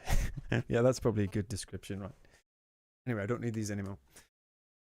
So, I feel like I want to time someone out. Now you're good, you're good. This is cool. Day 7. Let's go. To be honest, when someone has just started a new hobby or something, I think the best thing that you can do is just encourage them to continue. This is day 7, already producing great art like this. Just keep going. You know, I'm not going to be super specific about like, oh, you should check out form and shading, and I don't want to overwhelm you with art theory or anything like that you can work on. I think the best thing you can work on as a beginner is just drawing and making more stuff. You know, they did ask specifically how they can make the sky more interesting, so maybe we'll talk about that. Maybe I'll talk about the process which could help them out, which is finding references for interesting skies and trying to implement that in, right? So firstly, this is your day 7. This is epic. Keep up the awesome work is what I'll say. I'm not going to overwhelm you too much with art stuff. I think it's mostly important that you continue to create. But in order to help make the sky more interesting, I'd recommend checking out references for skies and seeing if there's anything you can take from them to make your piece more interesting. For example, a gradient, as Chris said. Gradient could add a lot to it, and it's quite simple to do. You learn as you need to solve the problems. Exactly, right? You figure out one problem. It's your art skill, or any skill that you do in anything, over time will, you know, get better. Hey Saltoons, you type so fast. What's your typing speed? I think the fastest that I've typed is like 110 words per minute. Not that fast. Here's some examples.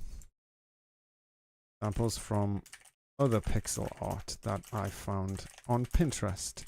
Sorry, I don't have the artist name. So here's what you might do as a beginner, right? See this? Like, I can literally just type in pixel art sky. Or night sky might be better.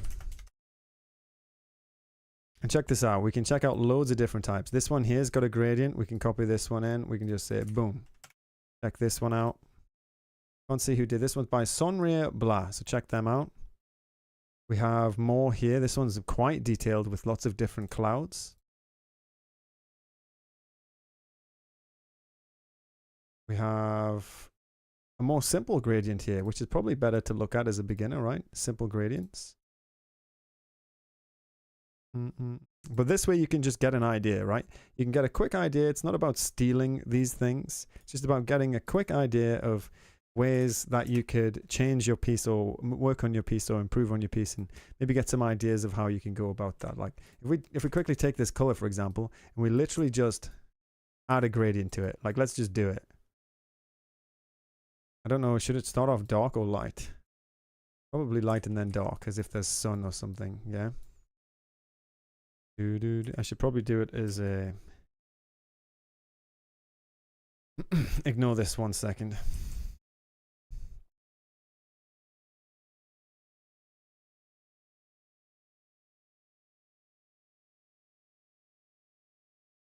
There you go. We added a gradient. You know what I mean? We could even change this up a little bit so that it's not crazy.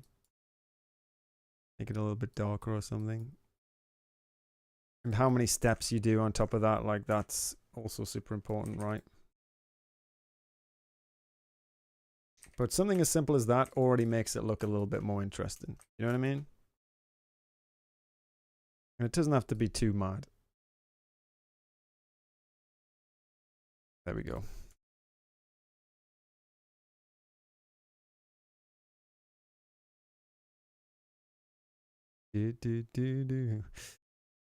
Only pixeling for 7 days, so they don't know pixel stars are just squares. Pixel stars are the best. Some people do some crazy pixel stars though. Okay, here we go, folks. Next piece. Oh my goodness. We got so much going on. There's so many pieces of feedback today. Just want some general feedback. September progress. Check this out. Another September piece here. I think it looks nice. I think the style is really consistent. There's like a consistent level of detail across all of these pieces, and the style is actually really interesting. I think the spider is probably my favorite.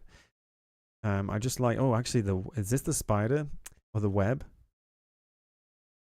How do you go about animating frames, Mr. Soultunes? I'd probably check out my animation tutorial, MK. That's probably the best place to look for that. I always go back to that's the web. Yeah, that's awesome. I think the web is my favorite. Overall, you have a consistent style. Goes back to Twitch Feedback Friday.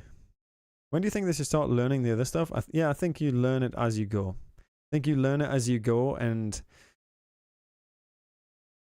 like you don't want to oversell. Like the thing with learning art, right? Or this is what I think about it anyway. Like when you're learning art, you don't want to get into this. I've spoke about this before, but there's a balance between, let's say blue is knowledge, right? We'll call that a K. Actually, I'll do it here. Blue is knowledge. And let's say red here is your actual skill, like your technical skill. And when you're learning art, it's like this balance like this. So when you're making art, this is your entire art life forever. I've spoke about this before, right? But if your knowledge is too high,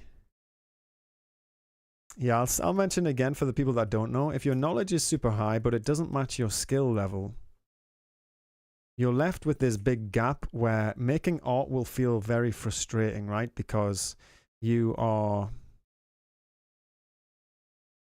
in a place where you know a lot, but you can't do it. You know what I mean? You know a lot, but you can't actually get it onto the page, and that's going to be very frustrating. And similarly, there's one here where your skill level is higher than your knowledge. And the reason for this can be quite frustrating as well. And the reason for that to be frustrating is because you feel good about your art, but you don't really know how to improve it. You don't know what to do next. You don't know how to get better. The best place to be is this, you know, like a literal, your knowledge matches your skill. So if you want to have the best time with art, it's like slowly improving your skill over time while you improve your knowledge, you know. I think actually this one where your skill is higher than your knowledge is a bit nicer, because you can always learn a bit more information. But I think actually skill takes a little bit longer to develop. I think the actual skill of creating stuff takes a little bit longer to develop than your actual knowledge of the thing, right? Because knowledge, you can just read something and you've learned it, right? But to increase the skill, you must practice the thing over and over, right? So I think focusing more on practice and practice and practice is a bit better than focusing too much on knowledge, at least to start with. Yeah, I had the same problem where I've learned a lot about art, and I'm still in this problem. I feel like I'm still in this problem where my art knowledge is way higher than my skill level. Like, I'm not the best artist by any means, but I do feel like I know a bunch about art. You know? Love your videos from Egypt. What up, Gilo? Thank you so much. I appreciate the love. How's Egypt going these days? What's going on in Egypt? I've been following you for so long, and just now I enter your Discord. You're amazing. What a Protopixel. How you doing? Appreciate you. First time this DNA looking graphic explains it so well. Yeah, I've seen it a couple times throughout the years, and it always is just like, oh yeah, I'm just stuck at a crossroads right now. You know, that's what it feels like. We are dying because of a prices and economy. Oh my goodness. Well, I'm sorry to hear that. Hopefully you can find some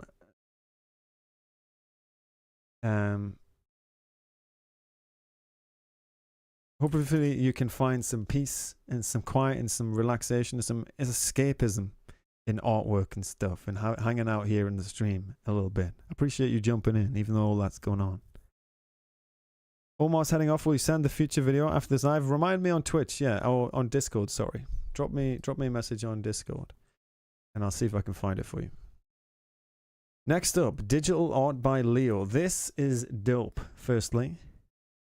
This is probably my biggest project yet. It took me a couple of days to finish, but I feel like the line art is way too boring. The lines are very even width, and I would like to add even more personality into my art by having more of a stylized look. I also struggle with rendering and shading. Do you have any feedback? Firstly, I would say you're crazy. Firstly, I'd say you're crazy. I think this piece already has a lot of personality, and actually a mono line, like a mono width. A mono width line can look really good as well. But if you want to change that, right? If you're going to change a monowidth line, just you can add that on top, right? You already have it in a couple of places. I've noticed the thicker outline here, right? That's super stylized. Yeah, it's awesome. I really like the colors actually. The rock with the mossy facial hair. What a cool design. Yeah. How cool is this? I think overall this is a really good style. I think if you want to practice more with like line width, you can. Not that you necessarily need to, right? Sometimes the right tool can actually help that out a lot, you know?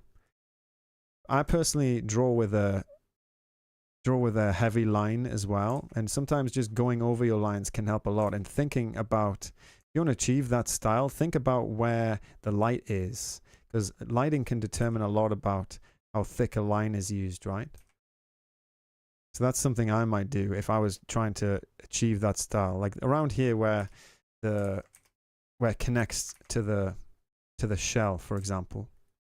Yeah. You might have a thicker line there, and if something's thin out, or you can even do it with foreshortening, right? If something is closer to the camera, it might be thinner or thicker, even depending on the style that you're going for.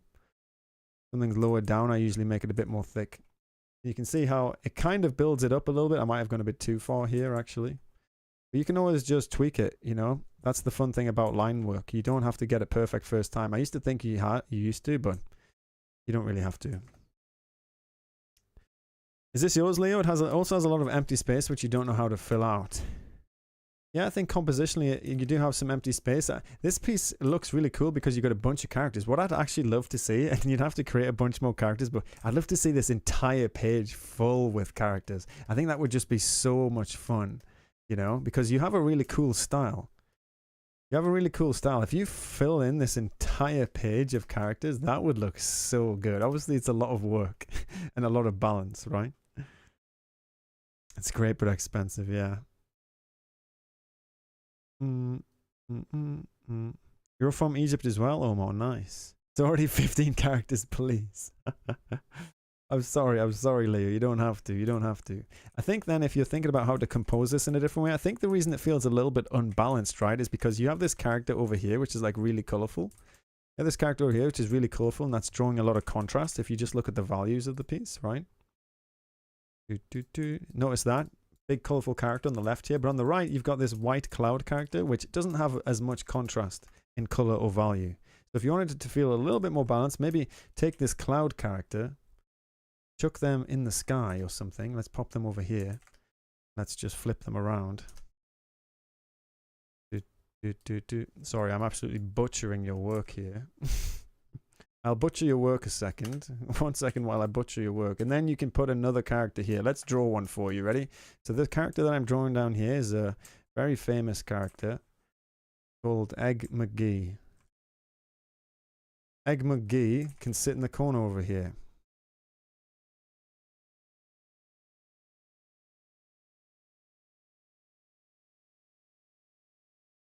Maybe use a different color.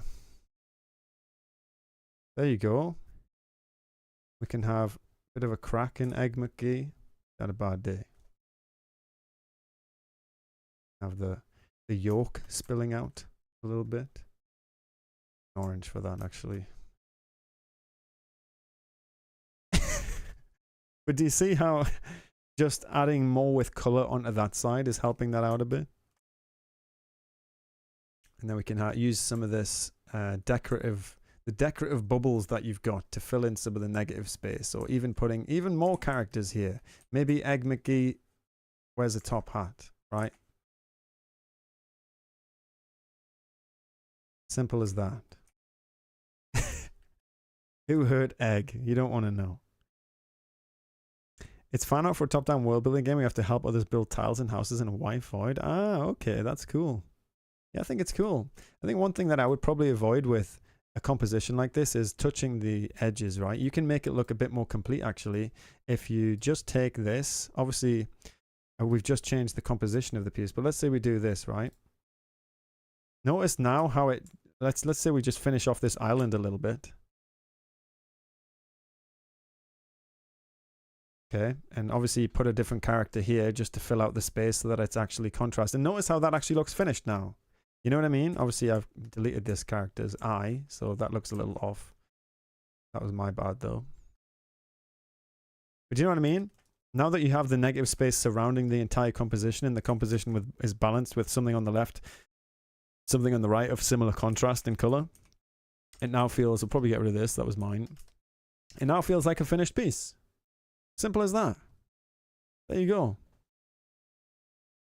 It's Community by Jim Jum Studios. Nice.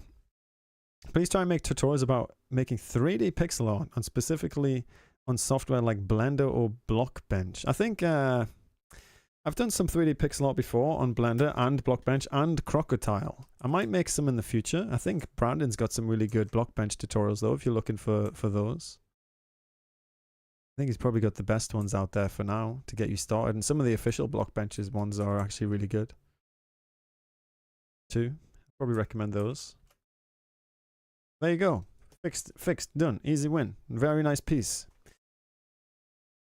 You said you struggle with rendering and shading. I don't think you struggle that much. I think you're being maybe you're being a bit overly critical is what this message comes across as, being quite critical of yourself. You're saying you feel like the line art is boring, the lines are very even width, you'd like to add even more personality by having more of a stylized look.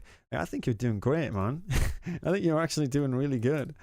I think you can mess with different line arts and you can try different stuff, but you're at a really solid level of artwork here where you've got a bunch of personality going on. Maybe just be a little bit kinder to yourself. Obviously, you can try changing, like your shading is very good as well. It's not too much. You understand that the different planes in the rocks, like you're actually doing pretty good. I wouldn't worry too much about it. Yeah. If you are looking for help with, I think perhaps you're at this point. Yeah, what we were just talking about, where we were talking about knowledge versus skill level, where, as I said before, if this is your knowledge and this is your skill level, I think you're probably more towards the side where your skill level is higher than your knowledge. If you don't know what you need to do to improve, then perhaps just start studying some more fundamentals, you know, or start practicing some techniques just a little bit, because your skill level is already quite high. So just by adding a little bit more theory to your vocabulary and a little bit more practice of like the things that you want to improve, like your shading, your line width, then you'll just skyrocket, you know, your skill level will skyrocket up. So keep at it. You got this. You're doing a great job. With 3D Pixel, I find using the emission material for flat color and then rendering a low resolution works nicely. Nice, Troop. I've not tried that myself personally. But we know yours will be different and overpowered from my mind. Maybe one day. Maybe one day we'll get into some 3D pixel art action. I have done a bunch of it in the past, so I wouldn't be completely fresh to the subject.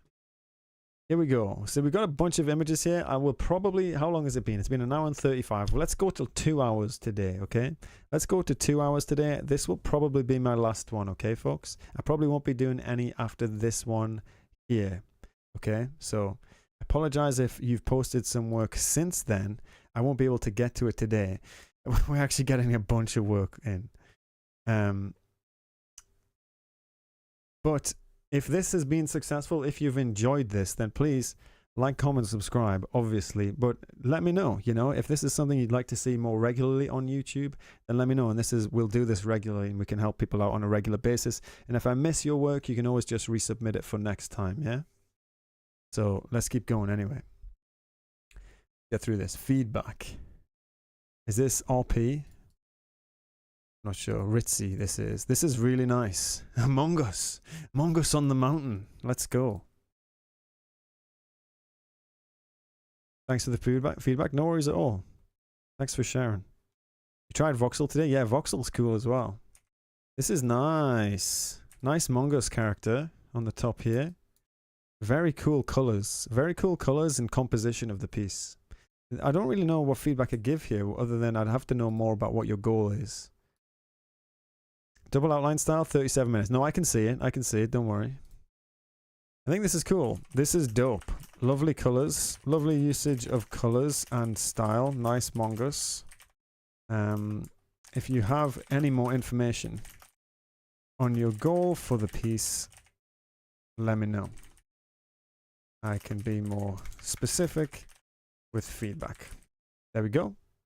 Move on. Look at that. Quick. Boom. Snap. We snapped that one up. Made quickly for a short game jam. Unfortunately, it is a download-only game. Ignore this. Mongus is tired. Mongus is going to end it. Goal is Mongus. Yeah. Give me a second. I need a drink.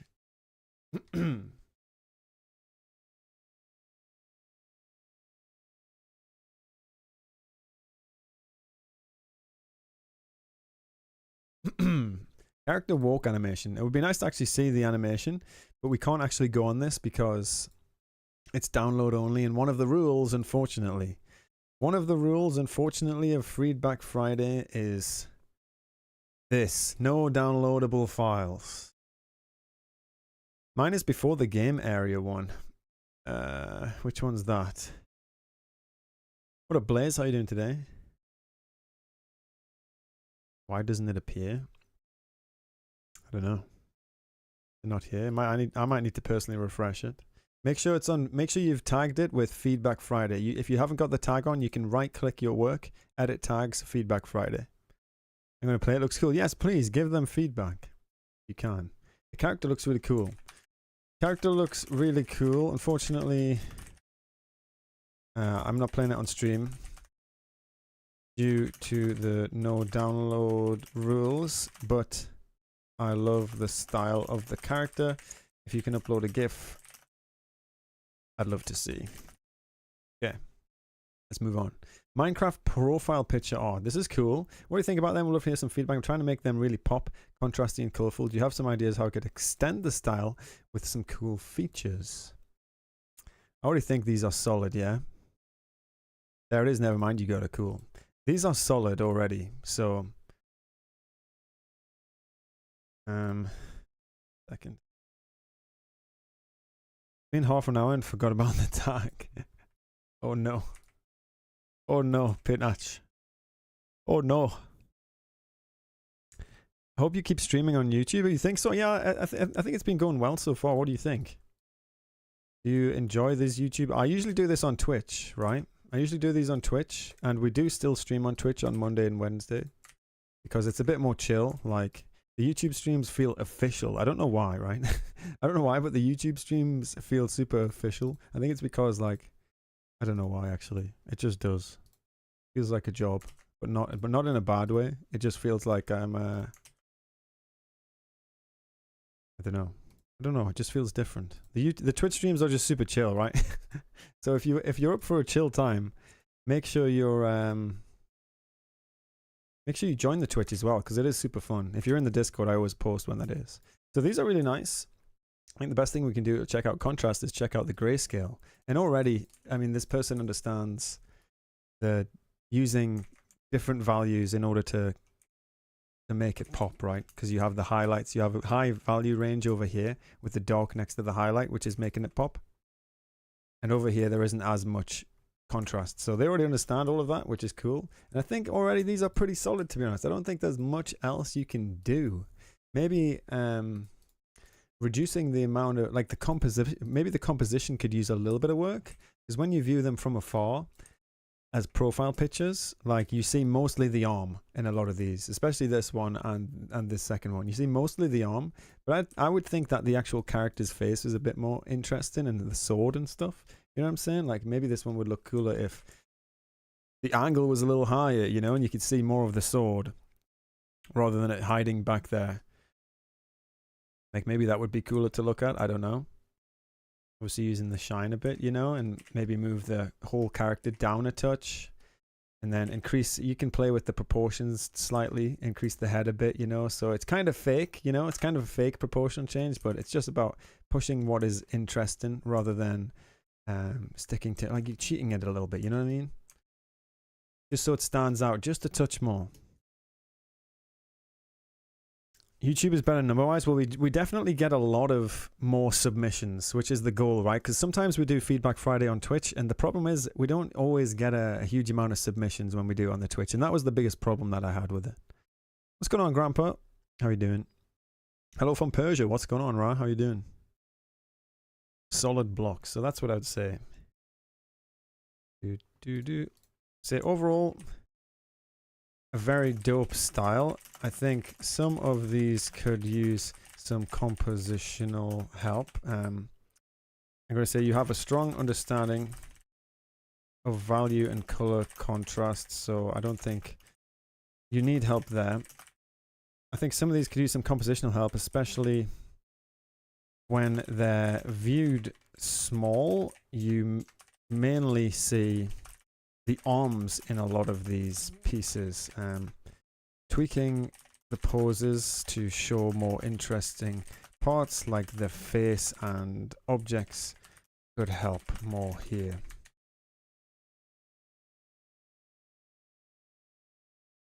Now that I know, I'll try to post something for next time. I would love some feedback from you. Well, I appreciate that. That would be super nice.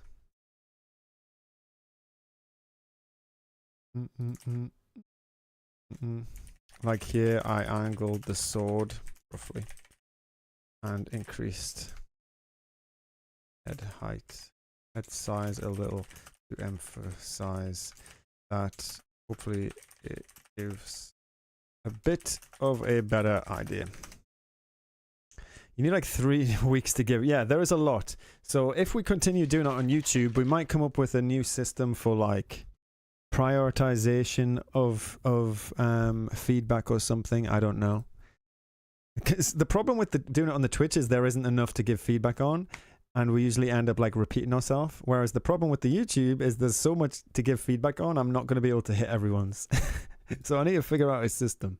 But anyway, this is a game made for Vim Jam. Oh, I love giving feedback to games. So let's check this out, shall we? Headphone time. And the good thing about doing it on the YouTube as well is I can just keep it live and anyone can view it. So here we go. A game where you cross lines to stay alive and power objects to do stuff with some other stuff and something I don't know. Also, let's just play the game. Power Lines by Malik, made with G Develop. Is it too loud, folks? It seems a little too loud for me.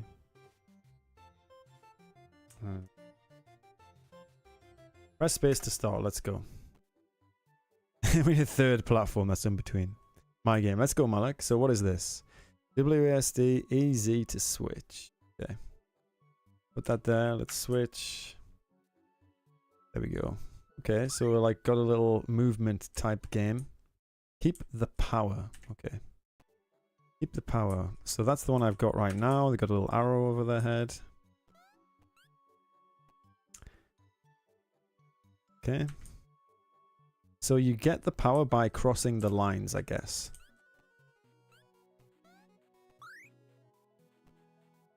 There's a lot of music going on right now. Why do I have like multiple music? There's like a lot of music going on right now. I wonder if I can do this. I wonder if I can cheese this. No. Hold on. I feel like I could cheese this. Oh, hold on. I feel like I can cheese this. Hold on, folks. I feel like I can cheese past this. Ready? I can. Nice. Cheesing it. I didn't have to go all the way around. I don't know if you knew that was possible, Malik, but that is possible. What up, Practical? How you doing? Yeah, the Feedback Friday streams or the feedback streams are on YouTube now. Okay, so what's going on here? Okay, we can take this character. Oh, they died.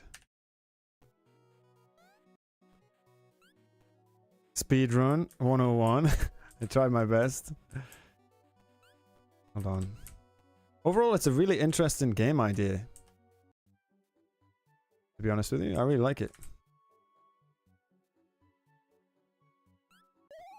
Oh, I just made it, right? Nice. Okay. I knew about that, but I didn't really have time to fix it. That's okay. Okay. Uh-oh. We got a little bit of buggy action going on here. I don't know. I don't know if this is necessarily what you want here. I got this. No, stay alive.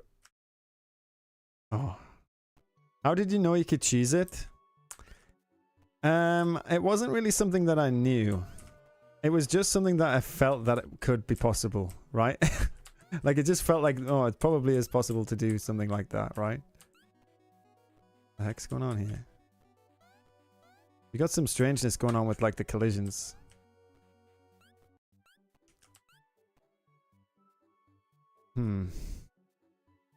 Game dev instinct. Yeah, a little bit of game dev instinct. Why can't I speak? Maybe just a little bit of game dev instinct going on. Oh no. Go on. Let's see if I can cheese this one. I feel like if I jump at the right time there, I can get up. I think I've... Hold on. I've broken it. Let's restart. Can I break it actually? Oops. Shouldn't have done that. I wonder if I can break it. This one's a bit strange. So this is powering on like... This puzzle's a bit strange. Oh, let's just push the cube out of the map. You can't see this. But I just pushed the cube out of the map. Oh, it's good now. I feel like I can cheese this one. Ready? I feel like if I jump at the right time, I can jump over that. Oh, I'm so close. Uh-oh. The cube is out of the map. For good. The game is dying. The game does not like it. You got a little bit of like buggy stuff, but to be honest, I really like buggy stuff. I can't go past this. What the heck do I do here? This is so strange. Uh-oh. I don't understand this level. I think maybe I'm trying to cheese it too much. There we go. No? No. Fuck. Okay, I'm actually stuck on this level. My brain wants to do other things. Which it shouldn't be doing. Like, I don't know what's going on here. These things. I think there's untapped potential with a puzzle game designed to be broken to win. Definitely. It's not clear what the intended way is. Yeah, a little bit.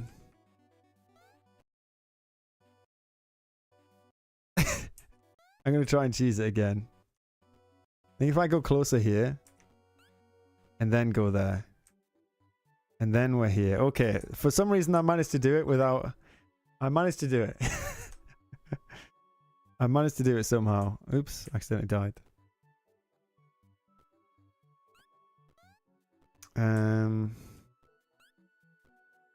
Okay. That was a strangely easy level. Gotta keep the box coast line, got you. I gotta go now, gotta study chemistry. Best of luck, Sleeping Yellow. Okay, sharing a new mechanic here, which is cool. I do really like this idea though. I think it's a cool idea. Overall, you got a nice little puzzle mechanic. I think if you just got rid of some of the bugs, like if you literally just tweaked some of the bugs. Oh, I can't do that, can I? Okay. If you just tweaked some of the bugs and you made it a bit more consistent and like messed with the pacing of the levels, I think you would be in a really nice spot actually. I think you'd be in a really nice spot. I'm going to leave it there because I don't want to play too much of this, and I don't want to play too much of this and give too much feedback to one thing. But I'd say it's a really solid idea. I think you've got a really cool game idea going on there. Obviously, there's a couple of bugs that we found that could use tweaking, but this was for a game jam, right? This is for a game jam, so I think if you just... you could easily tweak that and create a nice little game and release it on Steam. I could see that on Steam and people playing that. Very nice. Very nice, Malik. Keep it up. That's really cool. I like that. Okay, oh my goodness, we got so much artwork. Well, I am finishing at this one, by the way. So those of you who posted it a little bit later on, oh, this is kind of cool. We'll go a little bit further. We'll see how far we get. We'll see how far we get. I can't promise where we'll get up to, but we'll see how far we get because my voice is starting to hurt now a little bit. We're going to continue working on it. Nice, that's good to hear. Well, make sure you share it again because I'd like to see how it goes.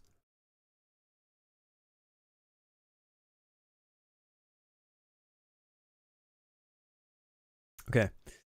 I would greatly appreciate any feedback on my art. What are the problems and what can I do to improve? Interesting.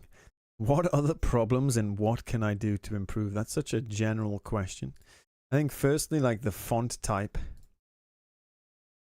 I think the font type isn't the most easily readable. Thanks for the feedback. No worries, Eben. It sounded like I was a DJ there or something. I think this has got a really nice shaded style. Like the shading is very good. it depends on what your goal is, really, how you improve this or how you change this or whatever. Let's just add on an extra bit here and let's duplicate this bad boy. I think one thing here is the text isn't very readable, so I would probably make the text a little more easily readable. It kind of, to me, it looks like C-U-N-U-D-I-U-N, Canadian, you know what I mean? Oi, oi, that looks like a U as well, so I'd probably say the font needs a little bit, be a little bit more clearer. I imagine it's trying to say Canadian boy, you know? The A's don't look, the A's don't really look like A's, they look like C's or U's. You could add another bit of shading here on this if you wanted to. I mean, you don't have to. You don't necessarily need this, to be honest with you. You don't really need the shading here, but it could help the form a little bit. You know what I mean? Dark outline on the glasses kind of stand out compared to the other elements. I mean, this bit here. I don't necessarily mind that, though it is the only place that that happens. I don't mind that because usually the eyes are a very important part of characters, aren't they? They give a lot of character, so for them to be like an important part, I don't think is such a bad thing. But you are right that that is inconsistency, perhaps. Horn needs more shades for the round effect. Yeah, you could push that a little bit further, right? You could also give it a bit of texture if you really wanted to. Don't forget the little areas as well. You want to keep it, you want to keep the shading consistent throughout. Because right there you didn't have it. You could have a little bit more texture in there if you really wanted to. Maybe dither a little bit in the, or some cracks or something, you know, to keep it, maybe give it a bit more interest in the horns. I don't know what style the horns are going for. This is like a bear or some sort of mongoose thing. Other than that, it's really cool. It's quite nice. Say here, probably your shading. So the shading needs a little help because I think you got this light source. What appears to be, if you look at just the main body, it appears to be coming from the right, like a very strong right light source. Whereas the arm here is lit from the top. So maybe I would probably fix that a little bit, fix that up a little bit, and make it more consistent with the rest of the body. I know you've got like a top-down light if you do it this way as well. So maybe you could have both, you know. Or maybe not both, that doesn't look too good. Something just to keep it a bit more consistent. Just joined, cool stream. What up, Ollie? Thank you. Still draw your Animal 30 challenges, bro. Hey, no worries, lazy. I think it's pretty cool, other than that. Maybe just a bit more shading consistency. Maybe some on the lip of the hat as well could help. The dark outlines. You could use the dark outlines a little more in some areas, maybe. To push it. That just depends on the style you're going for, I guess. But overall, it's kind of cool. That's probably the suggestions I would make is 1, consistent shading, and 2, your text, your readable text. Something about the mouth placement. Yeah, it does look a little strange. I think it's probably because when you have like a snout, right? It's the bottom part of the mouth which, like, the hinge is here. You know what I mean? And it kind of looks like the mouth is going up through the where the hinge area is. So perhaps you would keep this consistent. You could obviously have a little bit of detail in the shape or whatever. You keep this consistent and open the mouth just a touch.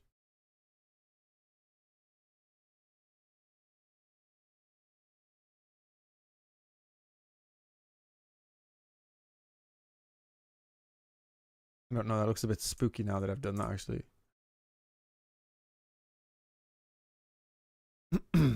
Something a bit off, yeah.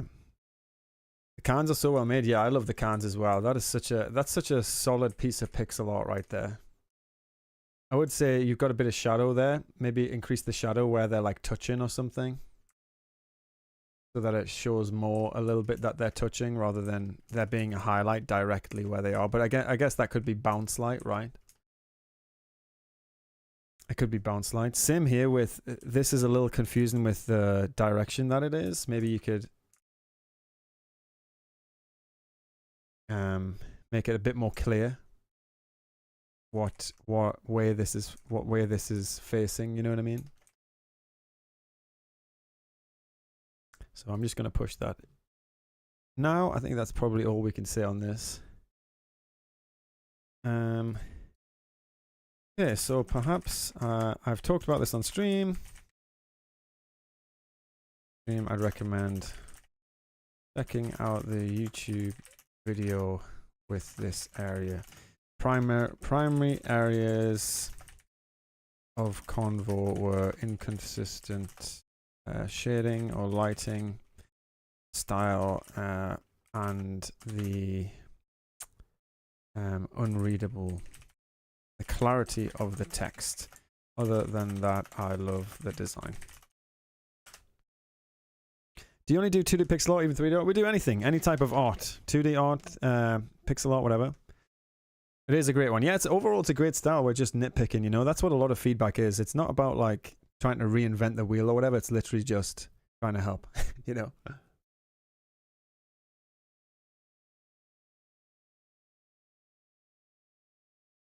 Okay, next up. We've got this September portrait here by Brianna. I know nothing about making good pixel art. How are the eyes, in your opinion? What, on the Canadian? On the Canadian boy? I think they're fine. I think the thing that stands out is obviously it's a bit wider on the white here. I don't think that's necessarily a bad thing because I think they're kind of going for like a 3/4 look, you know what I mean, where one eye is bigger than the other, and that's really hard to do in pixel art, obviously, because you're literally playing with 2 pixels. The way they've tried to get across that is by having one more white. You could use like a less of a white shade there maybe to help it kind of stand out a little bit, but I don't think it's so bad. I think really with pixel art is how it looks, not like this. You know, when you zoom in, it's not really how it looks like this. It's how does it look like this? You know, how does it read like that? And I think it reads quite well like that. Though it is definitely an area where you'd look at it and go, you know, maybe that's a little bit off, you know, but maybe you could tweak that a little bit by having a bit of anti-aliasing or something in that eye rather than just having 2 solid white or something. You could have like a in-between shade or something, but I think it's okay. I think there's not really like a rule. You know, not really like a rule or anything. It's just kind of like what is readable, what is clear from to you, and how would you achieve that, you know, depending on your goal or whatever. So here we go. Here's this next piece.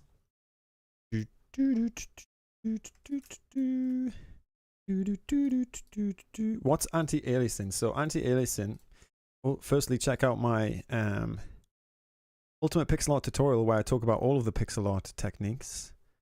That's on YouTube. But anti-aliasing is basically just like an in-between color, right? Kind of like an in-between color. So for example, if you wanted to smooth out the transition between this black and this white, you might take a half tone, right? Obviously this isn't the right pixel size, so excuse that. Excuse it. We could probably check it out in another one, but let's say I put these here. Notice how now that, when you zoom out, it softened it a little bit. So it's kind of like a half tone between it. I'll show you actually in the Canadian boy example, because that has some good anti-aliasing, I believe. Yeah, here. This has some decent anti-aliasing, as you can see with the, here, in the belly, right? Notice how they could have just done this. Notice how that looks quite harsh when you view it there, but actually if you have that anti-aliasing, it softens out that transition a little bit. You know what I'm saying? That's basically all it is. Like if you remove the anti-aliasing, you just put all of the single steps in, basically, you're left with more harsh pixel art, which isn't necessarily a bad thing. It just depends on the style that you're going for, right? Pardon me, whether or not you do anti-aliasing or not. Make a penguin now. What a more penguin. Anti-aliasing is the appearance of jagged edges or jaggies, and anti-aliasing tries to remove that. Yeah. Yeah, exactly. To make a penguin now. Okay, you ready?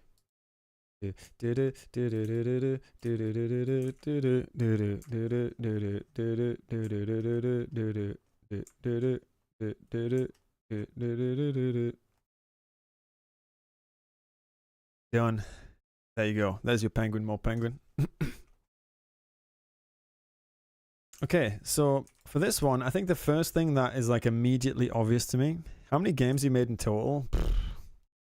One full mobile game and a couple of like little ones, and working on a big project at the moment. Base plan, obviously. So I think with this, the thing that stands out to me immediately, firstly, the style is really cool, and you don't need to go too crazy with detail. You know what I mean? I think just keeping it nice and simple allows the detail to, there's like a thing in pixel art where the less that you do, the more. You know what I mean? It's the same with painting, actually. It's the same with a lot of art styles. Like, notice here in the picture that it doesn't give you a lot of detail, but it's enough. You know, it's enough for your brain to fill in the blanks, basically. Enough for your brain to fill in the blanks. So I think you've actually done a decent job here of not doing too much detail. I think the biggest thing for me that stands out is the eyes. I think they look a little bit cross-eyed, and the reason for that is because you don't have any white here, right? Like they're kind of both. If you were to draw the eyes, kind of looks like both of them are doing this. You know what I mean? And that makes them look a little bit cross-eyed. And same with cologne. Yeah, you don't need too much of that. I mean, you can, but you'll definitely stand out, but for the wrong reasons. So I think what they need to do is you need to somehow move these eyes across a little bit, because the person that you're drawing, they don't have crossed eyes. So just move them by one across, you know? And I think that's going to help a little bit more. I even think this eye is maybe a little bit too low down. I know they've got that. I know they've got that in the image where you're looking at this image from there. They're not actually. It's not actually super far down. Like the actual distance between these two eyes and like how high and how low that is. It isn't massive. But when you do that in pixel art, notice how it's because one pixel in pixel art is massive. Like it's huge, right? The next thing I'd say is just look at your proportions. It's really easy to measure proportions. For example, the eyes are one eye width apart, whereas these eyes are less than an eye width apart. So I'd probably move one of these eyes along a bit, you know? Probably move one of these eyes along a bit, and then you can measure out the rest of the proportions. So let's have a look here. The nose is quite long here. The nose goes below under the ears, so you can move the nose down just a touch. The mouth is quite high up, right? The mouth is quite high up because it's in a smiling position. But notice how the mouth comes to where the middle of the eyes are, yeah?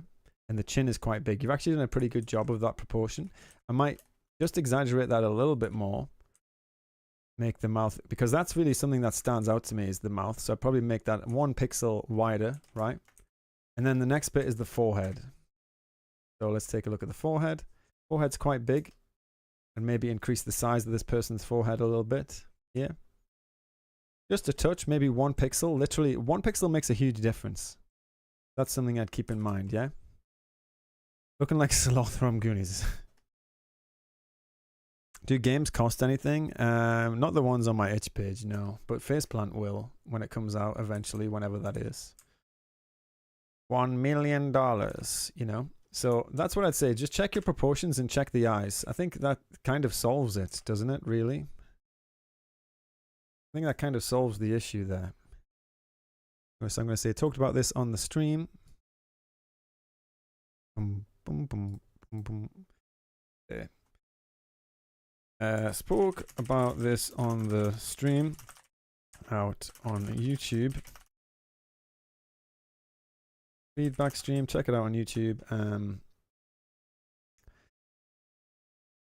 There's also the black stuff on top of the head that is looks kind of sickly. What, the yellow? Yeah, I think they try to use that as a shade. It might look better if they used the blue for that. Actually, blue works quite well as that in between shade. Let's check that out. Yeah, blue looks a little bit better there, I think.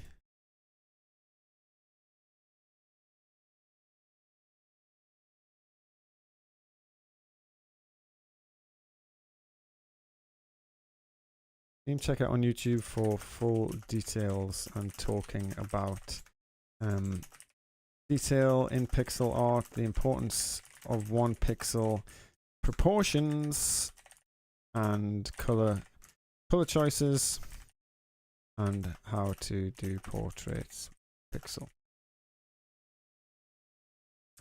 Even white would work. Yeah, white would probably work. It might be a bit super light. It depends if you want the highlight there. Like when you look at this person's hair here, it's not super highlighted. Like if I was to take this blue and turn it white, the reason I use the blue, like notice how it looks really slick. You know what I mean? It looks really, really slick now. I don't think it looks that slick in the image, so I chose the blue. What up, Ollie? Faceplant will cost at least 1 broken keyboard. That is true.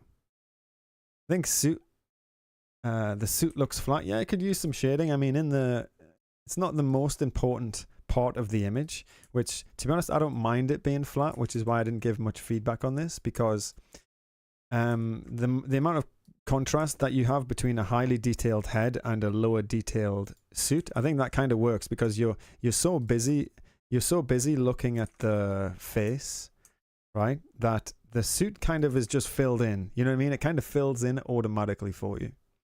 The last thing that I'd probably mention is just the shape of the bow tie. I'd probably like extend that a little bit more, like exaggerate that a little bit more in pixel art, because it looks a little bit flat compared to the one in the image. But other than that, it's a really good portrait, and only a couple of things really that needed to be tweaked. So nice work, nice work.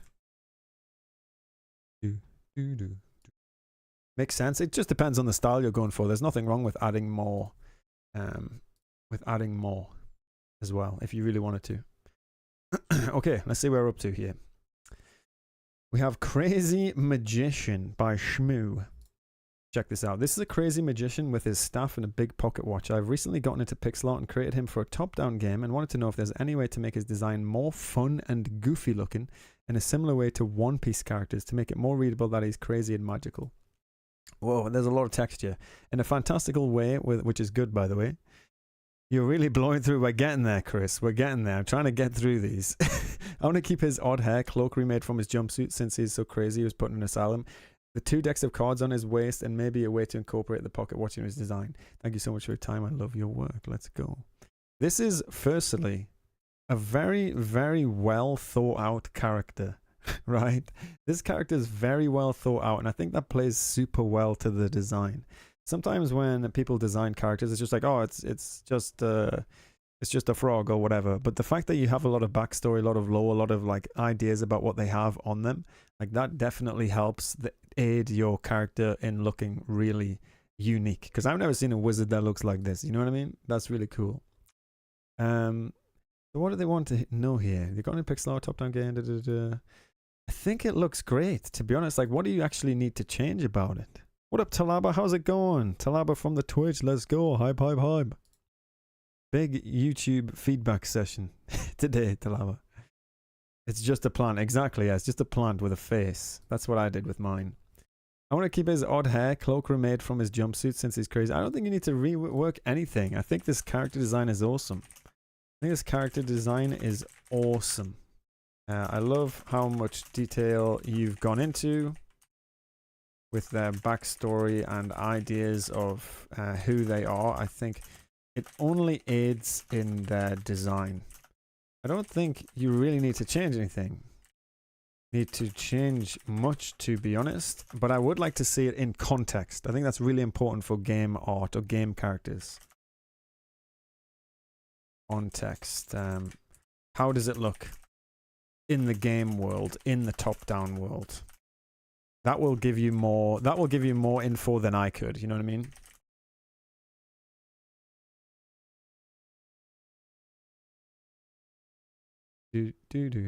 Thanks for submitting. Hope you see more.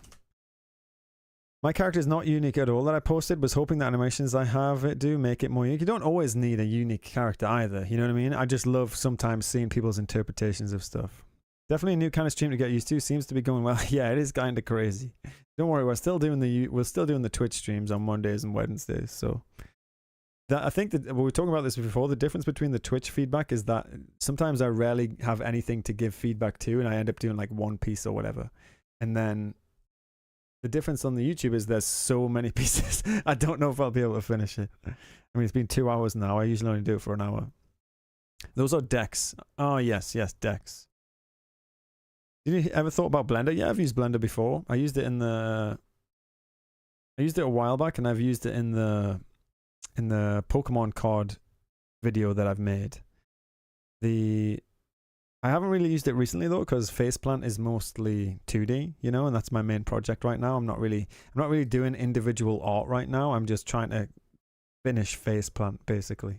that's my biggest plan. I'll show you it actually. So this is Faceplant right now. For those of you that have never seen it before, you can wishlist it now.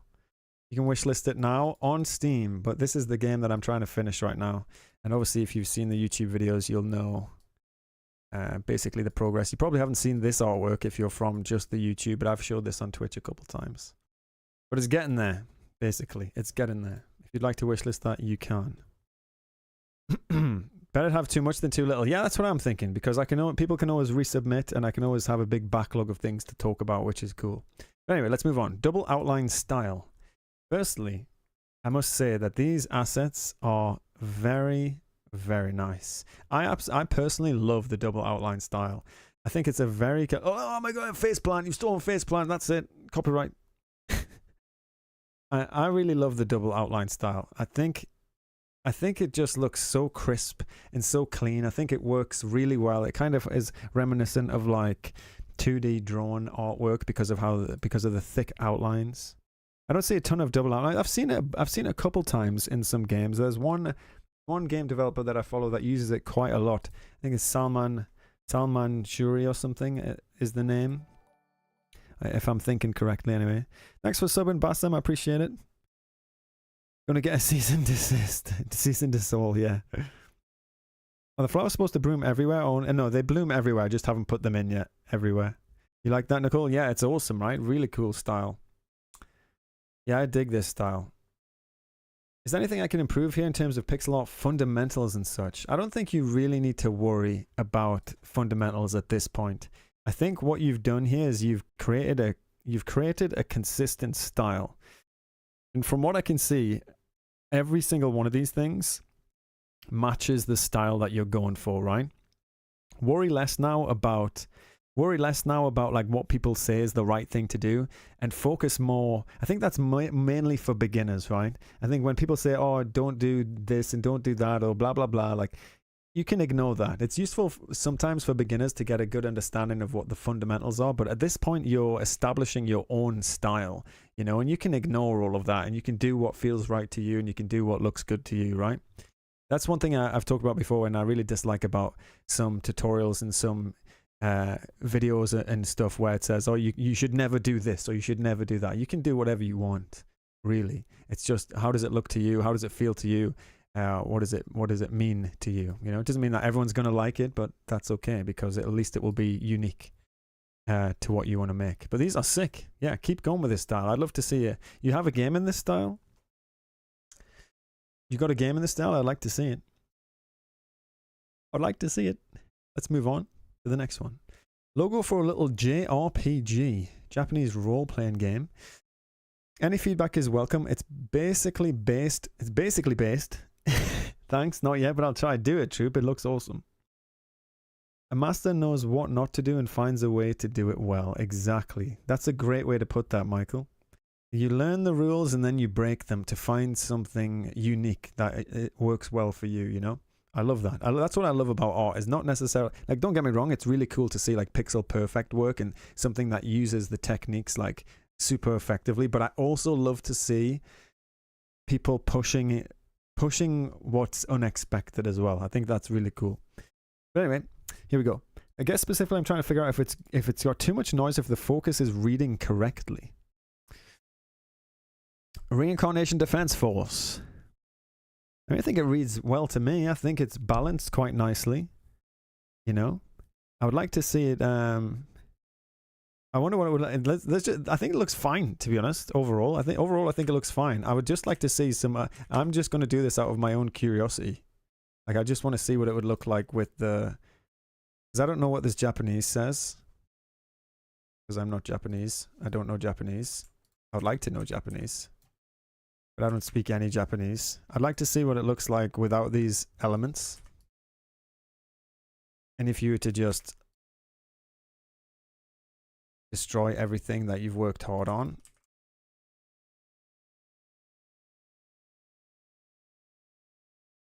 Like central, you could do that as well. There are lots of different ways you could organize this, right? There are lots of different ways you could organize this and create like interesting. That looks like a French flag now, so maybe don't do that. I've just made the French flag. Oh no. It's just the title in Japanese, got you. Don't make the French flag. Unless that is your goal. If you're like, oh, I wanted to make this look a little bit more French, then maybe do that. There's loads of crazy stuff you could do. I'd probably recommend checking out like a bunch of references. I'm probably not the best person to ask about this because I don't know a lot about this, you know. I don't know a lot about this. There's a lot of different ways you can compose it. Have you tried? That's what I would ask. Have you tried composing it in a bunch of different ways? You know, and which one works the best for you? You know, which one works the best for you? But I think this looks sick, to be honest. I think it looks really cool. I think maybe one thing that looks a little off is the fact that you have this. So there's this concept in graphic design about like, concept in graphic design about grids and grid shapes and grid spaces. Notice how this red line here, it's kind of encapsulating a box like this, right? Actually, putting that black outline looks sick as well. But notice how this blue one, it doesn't quite match it because the blue is like coming out from that. So maybe I would try and change the blue a little bit so that the boxes are a little bit more evenly spaced, you know? So I'd probably take this text, shrink it down a little bit or whatever you have to do to get it to fit inside that space so that it's consistent with the red.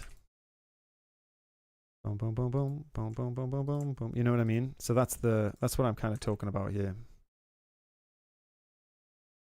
The grid space. I'm going to say I spoke about this in the latest feedback stream. Next up. You need to go now from this awesome stream. No worries, Ollie. Have a great rest of your night, whatever it is that you're doing. Appreciate you jumping in. We haven't got that much left to go. Every time I say that, like 5 more get added. The black outlines look sick. Yeah, I like that as well, to be honest. Color and form. I'm having trouble with using the right colors to create good shapes. For example, this one is a pigeon. Okay. Pardon me. So I don't think it's necessarily the colors, pardon me, which are problematic. Or at least the first thing that stands out to me. I think what stands out to me actually is the fact that second here. Take this pigeon. It just looks like the direction of the light maybe isn't as consistent, right? So pigeon is sick. It is really good overall, right? I saw brown pigeon. Brown pigeon? Are you sure it was not just a dirty pigeon? Like, so you've got this right light, right? Okay. Oh. You've got this light coming in from the right. I like the cow looking ones. I need to pay more attention to some pigeons, apparently. Great pigeon, gotta head off now and get back to it. No worries, Chris. Have a great one. I hope it goes well. So I think maybe if the light's coming from the right, you might not see it that much. I don't know much about pigeon anatomy actually. Maybe that's what I gotta look at right now. Pigeon anatomy. Or just pigeon, top down pigeon.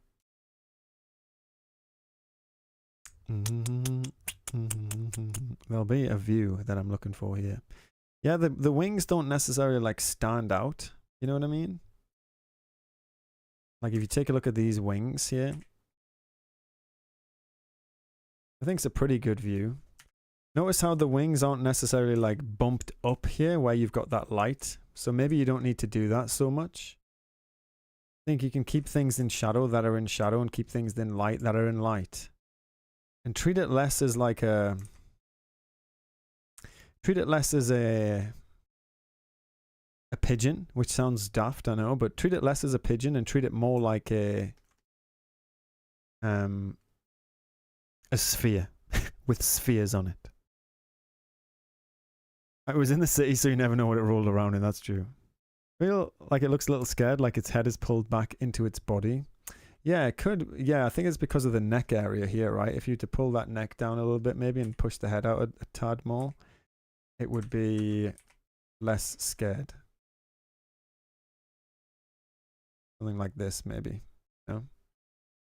And I think just more steps, you know? Don't worry about...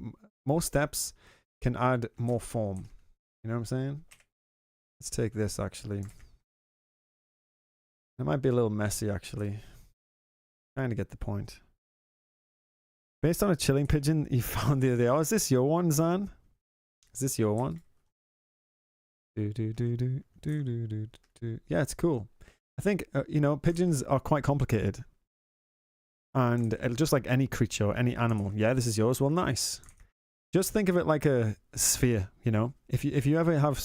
this is what I always do whenever I'm trying to shade something a little bit more complicated. Rather than thinking of it like the thing that it is, just think of it in the most basic of shapes. It's a sphere with a sphere and a triangle shape, a cone on the back.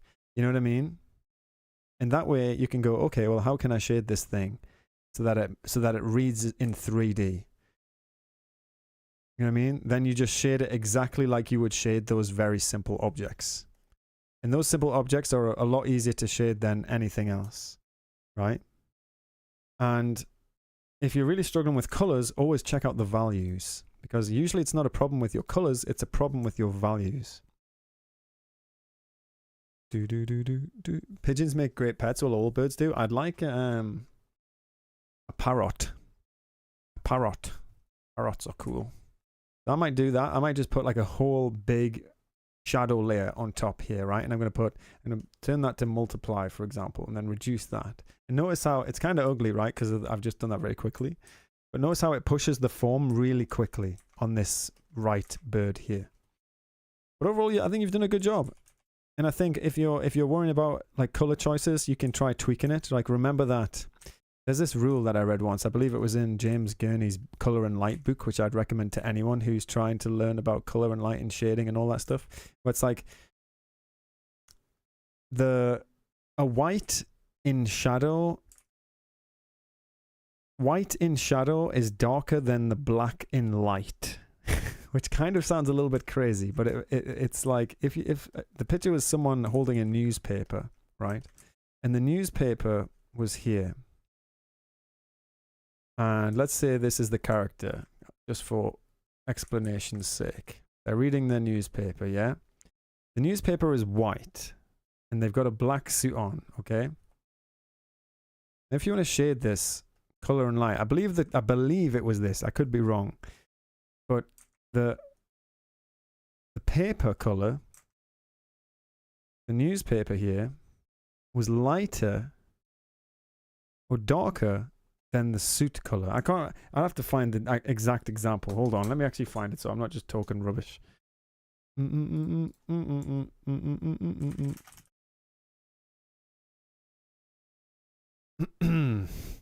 Where is it?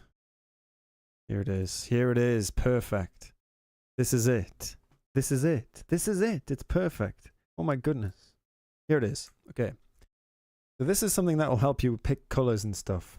Basically, I'll pop this in the chat. Yeah. Why don't you just give me the link? Does that link work? Oh, it doesn't work. Copy link. No, it doesn't work for some reason. But basically, just type in this. White in shadow, darker than black in light, I guess. But basically, check this out. The black swatch on the left is black acrylic paint, and the sample on the right is a jet black dress shirt. and the swatch in the middle is a white newspaper. The X factor is sunlight and shadow and the pesky tricks that our visual system play on us. So what he's saying here, basically, is how I understand this. James Gurney is an absolute beast. Check out that this color for the white is darker than this color in the light in the shirt, even though the shirt is black, right? So it's not necessarily that like black is darker than light. It's that when you're applying light and shadow to things, it's like think of it more simplistically like this. Like everything in the shadow is darker, and that will help you have good form to start with. You know what I mean? And everything in the light is lighter, and that way you'll have a difference between. That way you'll have the difference. Like if I was to simplify it like this, right? Thanks for the sub, Felino. Looks quite blue for a black shirt and light. Yes, it does look blue, right? And that's probably influenced by the. I mean, maybe it's just a blue shirt. Maybe it is just a blue shirt. But anyway, let's do this. Check this out. Filter, effect, mosaic. If we mosaic this bad boy, and we simplify it a lot, yeah, you can see more generally like how it's merged into planes, right? How it's merged into planes. And if you think of your artwork in the same way, because this is actually how this is actually a painting technique, right? So rather, if you're gonna draw a pigeon, right? Rather than thinking of local colors and then applying shadow on top of local colors, think of just planes to start with, you know? Not like neon planes, but like the actual planes and how you'd shade it like I did in the simple example as well.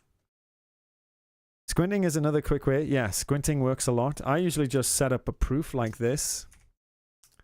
I set up a proof like this where you can easily check the grayscale. You can do a layer on top in black and change it to color, and that does it. It's not the most accurate, but it's decent. It's decent at checking values quickly as well. But that's your problem isn't your colors, the problem is your values, basically. If it doesn't look 3D, if your form doesn't work. Next up, I'm going to say I spoke about this on stream. Check out the video. Oh, my voice.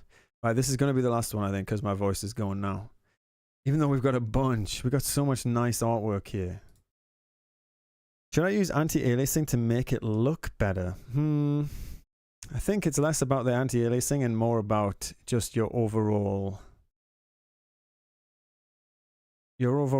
like value ranges. Like that's what I'd recommend you look into, is your value range between the values in your dark and your light. One thing that helps, I think, create good form, as we saw here in this example, was keep all of your value ranges separated. Like everything that's light is super light, and you know what I mean, and everything that's dark is dark, and that way that'll help your form read much quicker. You know what I mean? Next up, so here we go. I'm making a platform game like Jump King, and I want the first area to be a cave. Nice, but what I have now feels too empty and dead, even for a cave. How can I add stuff without the scene getting too noisy? I'm using a limited color palette per area, but it's okay if I need to expand it. Okay, so I mean, I'm making exactly the same type of game, and this is a really good example here. Whoever posted this, I think some contrast would help to make this pop more.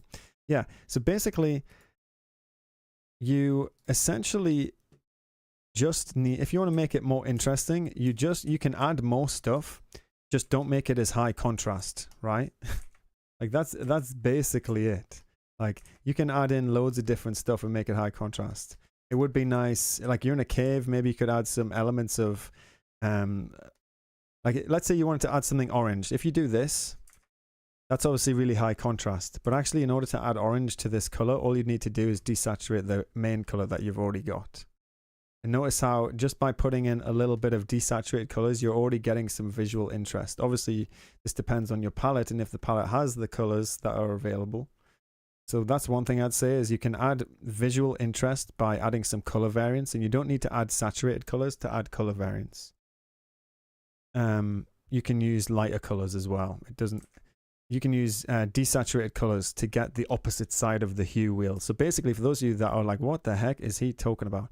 Basically, right, if you have something which is entirely blue, yeah, and you want to add the opposite side of the color wheel, like over here, like, oh my goodness, what the heck? Like, let's take this blue and then it's orange over here. Notice how that's super, super high contrast.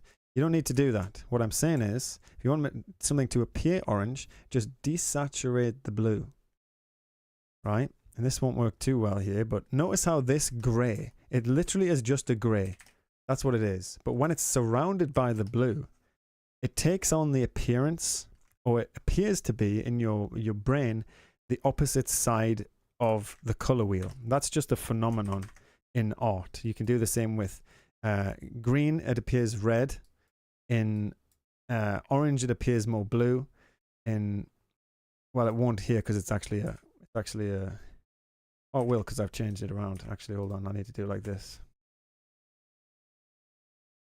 So this is a very common thing, right? It's a very common thing for like illustrations or making any sort of artwork, right? If you want to make something feel more cohesive overall, don't worry about saturated colors as much, right? Let's just put a bunch of blues in here. And let's put in an orange as well, or a yellow. Okay, the yellow is obviously high contrast. Now I want to blend between that yellow and that blue. And if I just use a straight up blue, it's going to be higher, it's going to be high contrast. It's going to really draw your eye to that area. So maybe instead I'll take that yellow and I'll desaturate it. And blues are quite dark in terms of value. So I'll just start desaturating it way more towards that. Right, and I'll take that blue and I'll do the same thing and I'll desaturate that as well. And all of a sudden you're starting now to blend between the two. You know what I mean? You're starting to blend between the two, and these aren't saturated at all. These are just midtones. These are just grays, basically neutral colors. Sorry, not midtones. These are neutral colors. And those neutral colors are helping you blend between the two. And the more that you push towards the saturation, obviously the closer that I'll get to the main color here. You know what I mean? And that's how you can have balance in your colors and blend between colors, or add visual interest to areas which aren't that interesting initially. Look at this. This color right here, it looks orange because it's surrounded by blue, but it's literally just gray. It's just gray, but it looks orange. You know what I'm saying? And you can use that a lot in areas like this, where I do it in face plant, for example, where I have an orange light, for example. I have an orange light, and maybe you have a bunch of orange, like that will be like a focal point because it's an interesting thing to look at. And then I just put green in between or something. Yeah, you can do that as well, but I think the problem then is you're pushing the colors. Like you're pushing the amount of colors that you've got, and you can remove it from like a complementary scheme into something with like a bunch of colors, and it kind of starts to look unbalanced. You know what I mean? But it can work. But here, let's say I've got this light here. This is an orange light. Rather than putting orange on the walls here, like it can work, but let's just take this blue, make it lighter, and make it desaturated, right? Maybe make it even a little bit lighter, push it towards that green a little bit. And it works. You know what I mean? Maybe not the best. You might want to push it a little bit more. But it does work. And you can take this and desaturate it a bit more. And there you go, desaturate that, and then all of a sudden it starts to blend with the scene more, rather than just say taking that and then, you know what I mean, making it go crazy. You can desaturate colors, and like neutral colors are the easiest way to add color variance, you know? Just desaturate a bunch of colors and you can make, and color variance adds interest, basically. It adds interest to your piece rather than it looking flat. But it just depends on the colors that you've got available. You don't always need to do that. I think it looks cool, and clarity is the most important thing with these types of games as well. So always be careful as well. There's one thing that's happened with Faceplant, right? So I'll show you again this. One thing that's happened with Faceplant, because I'm in the process of doing the artwork myself, is I went a little bit too crazy. I went a little bit too crazy with detail, and it was a bit too much, and it wasn't as clear. So I've had to add in Know this. I had to add in more sharp lines as to where the walls are and where the platforms are, for example. You know what I mean? But you can see here the orange that I'm using, that isn't actually super orange. It's literally just a desaturated orange to help blend in with the purple in the background. Yeah, but I use this all the time when I'm doing faceplant. Ignore this area, it's ugly. But that's basically how I do it anyway. Gray magic, yeah. Desaturated colors, that's the way to go. So I'll say, spoke about this on stream. Check out the video. Okay, I think this will be my last one. Here we go. We're up to 2:38 now. Dang, and we're doing a whole hour more than I wanted to do. That's okay. Any tips on making the frog look more like the reference? I can't seem to get the style right. Oh, I love these types. Okay, let's go. This is a nice one to end it on. We will end it on this one. I'm sorry if I didn't get to your work today, folks, but there's just been so many. I appreciate all the support on this. Okay. How to make the frog look like this? Drawing a cat now, not pixel art. And how do you make the eyes good? What just in general? Especially cat's eyes. I mean, get a bunch of reference, Macius, DP. Get a bunch of reference. Reference is key for all of that type of stuff. It really is. I need to save this image because it's got a thing here. Here we go.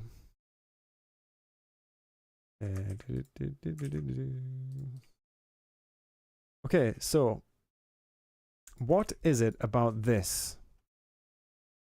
that doesn't match this? So firstly, I think the only thing to me that stands out really, like let's take a look at the style. So this person is trying to match the style of this piece here, right? So let's take a look at the style. What have they got? Well, they got black lines. Okay, one thing. They got black outlines. They have like sort of thin line detail in shadow areas. Yeah, they have thick black shadows here as well. Very comic book style. This is very, very common in comic books. The line work is indicative of the texture of the area. So take a look at the hair, for example. The line work is very like scratchy and sort of it has gaps in it. Booba, yeah, we got Booba there as well, and we got like the texture of the horse's butt here is very dotty. So textural in the line work, big black shadows here as well, and then flat colors. Like notice how there isn't actually a lot of shading. This one has like a gradient shade. So I'd say actually the difference between these two is that this one has a gradient shading style, right, and actually probably a bit thicker of the line work. This one uses a bit more thicker line work. So they are quite different actually in their style, even though they're fairly similar. But the thing that I think really stands out about these two is that they're very, very good at showing the form. And I think that's the thing that's missing from your character, is it's not really, the shading that you've got isn't really helping the form of the character. It's mainly just, it's quite flat. Like your character's quite flat. So if I was to, how would we change this? Your line work's actually not that bad. Your line work's quite nice. But you can understand the form a bit more just by understanding anatomy a bit more, right? Like, notice how this horse anatomy, it is simplified cartoon style, but it is actually pretty good anatomy. Like, in order to be able to draw anatomy like this, you have to really understand the anatomy in order to simplify it. You know what I mean? So I guess you've got like a little frog character, so we're not going to go too crazy with anatomy of the frog. But since it is a bipedal character, we might want to draw in more of like a...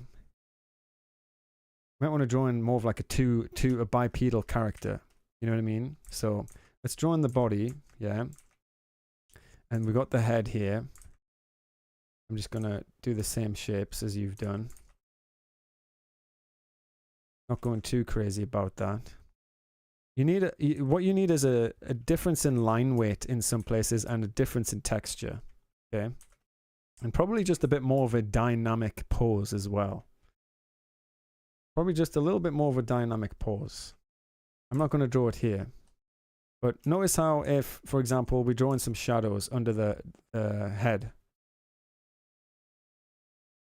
And we use the shadow that we've got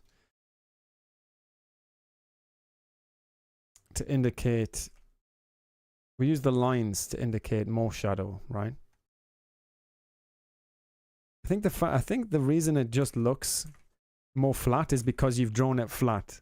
You know what I mean? You've drawn it like flat on. Like, how would you draw this otherwise? Like, maybe you would have the character like this, have the body like this, and you'd have a leg outstanding or something. I don't know. I think it helps to have a reference always, you know. Maybe we'll have the frog holding something. I don't know. Maybe we'll give it like a spear. And looks like it would look cool with a spear or something. We'll draw like anatomy in with a boot. We'll take this leg, put it behind with its other boot. Take the big face. Take the big feathers as well. Like that. Long legs. Yeah, they are fairly long here. We could shorten them a bit. A bit better. Probably just squash the whole thing down a touch, right? I think the pose firstly, widen it along, make it a little bit more dynamic. Like, this isn't super dynamic, don't get me wrong.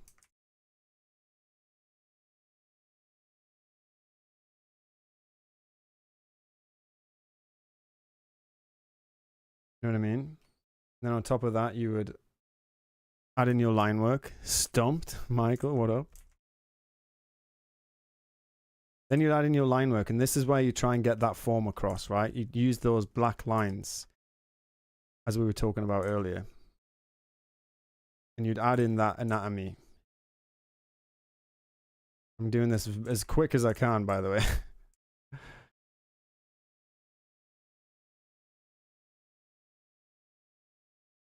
Quick as I can so I don't spend too long on it. And take a look at these styles. Lots of line weight. I feel like frog legs are pretty distinct too. Not sure they could play a role somehow to add an interesting shape. That would be really cool actually, right? Let's add that in. Frog legs, how do they go? Like something like that. Maybe we could do something like that.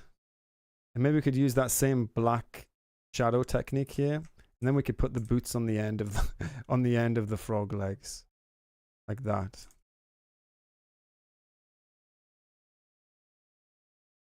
Now, obviously doing this very quickly.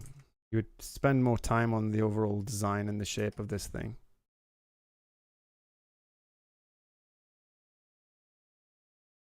You know what I mean? Make it a bit more cartoony.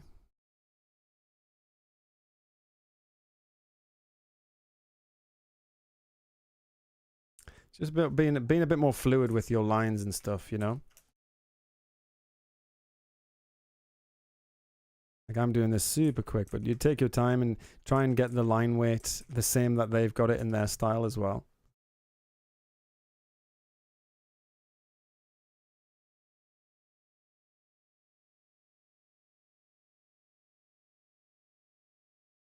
And use those lines for texture.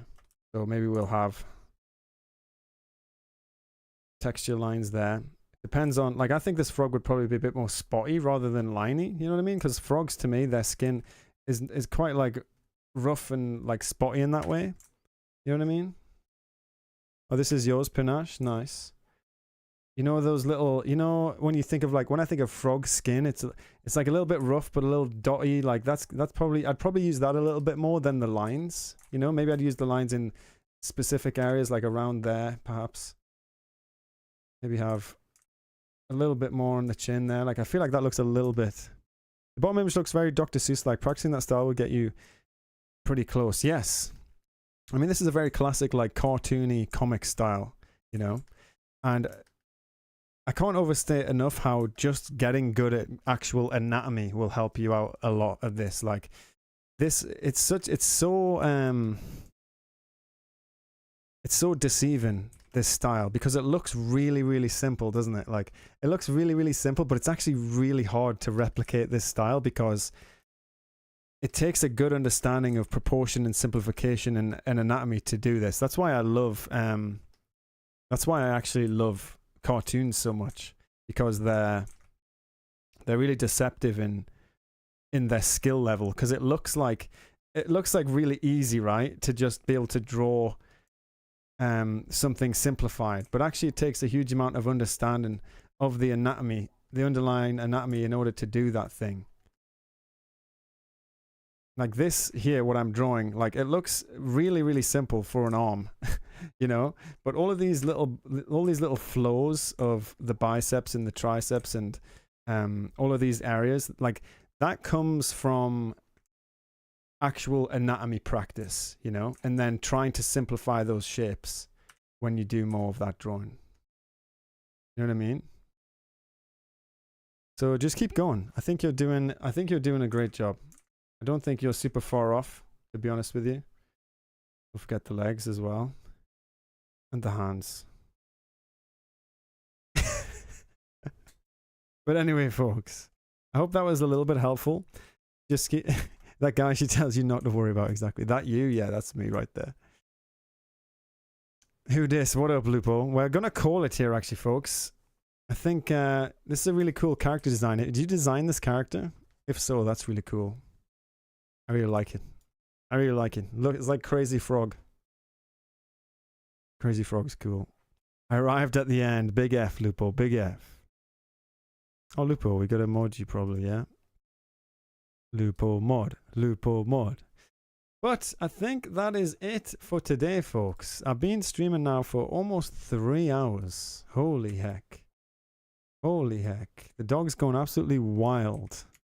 More work? No thanks. No, you don't got a choice. You don't got a choice. Thank you everybody for hanging out today. It's been a blast. I hope you enjoyed this first ever feedback stream on YouTube. Let me know what you think, obviously, in the comments. I'm going to keep this video up on the YouTube so people can check it out. Hopefully everyone can get the tips. That's one of the major things, one of the major reasons we swapped over to YouTube for this Feedback Friday. So people on the YouTube could just learn some stuff, hopefully, and contribute, and people can share their work. So if you'd like to see this again, you gotta let me know, right? You gotta let me know if you'd like to see this again on the YouTube, then we'll do it, you know? We'll do more of that. I usually stream on Twitch. Yes, Zan. I usually stream on Twitch. Monday, Wednesday, Friday is Twitch, is my stream days. If you're on the Discord, I always notify people of when I'm streaming if you have the streamer stuff activated. But Monday, Wednesday, we'll be back on Twitch and we'll just be doing some game dev. It's usually just super chill, like just chatting, probably making no progress, probably ranting about something. But yeah, and that might change actually, because I did get a job recently. I did get a part-time job recently. So yeah, what up, Lauren? How you doing? Michael, thanks for hanging out. Zan, Macius, Master Uguay. Nice. How's the game getting along? It's getting there. It's getting there. Yeah, I got a little part-time job, so no longer money stress, thankfully. But yeah, that should be cool. It might change the schedule up a little bit, but I'll of course let you know. This is how Faceplant's getting along. This is Faceplant. I've been working on the artwork and just fixing up some areas from the feedback, basically. But it's coming along, folks. We'll get there eventually. More videos soon. I'm working on the next video. It is kind of a different kind of video, so if you're looking forward to the next YouTube video, then you're in for a strange one. You're in for a strange one next video, but hopefully it's still useful and hopefully you still find it fun. Anyway, I think it's quite a fun video, but we'll see. Thanks for hanging out today, everybody. I appreciate you all. You're all legends, and I'll see you on the next one. Goodbye. Catch you all later. Have a good weekend, everybody. Peace. Oh, we got no outro music. I'll just do this. Outro.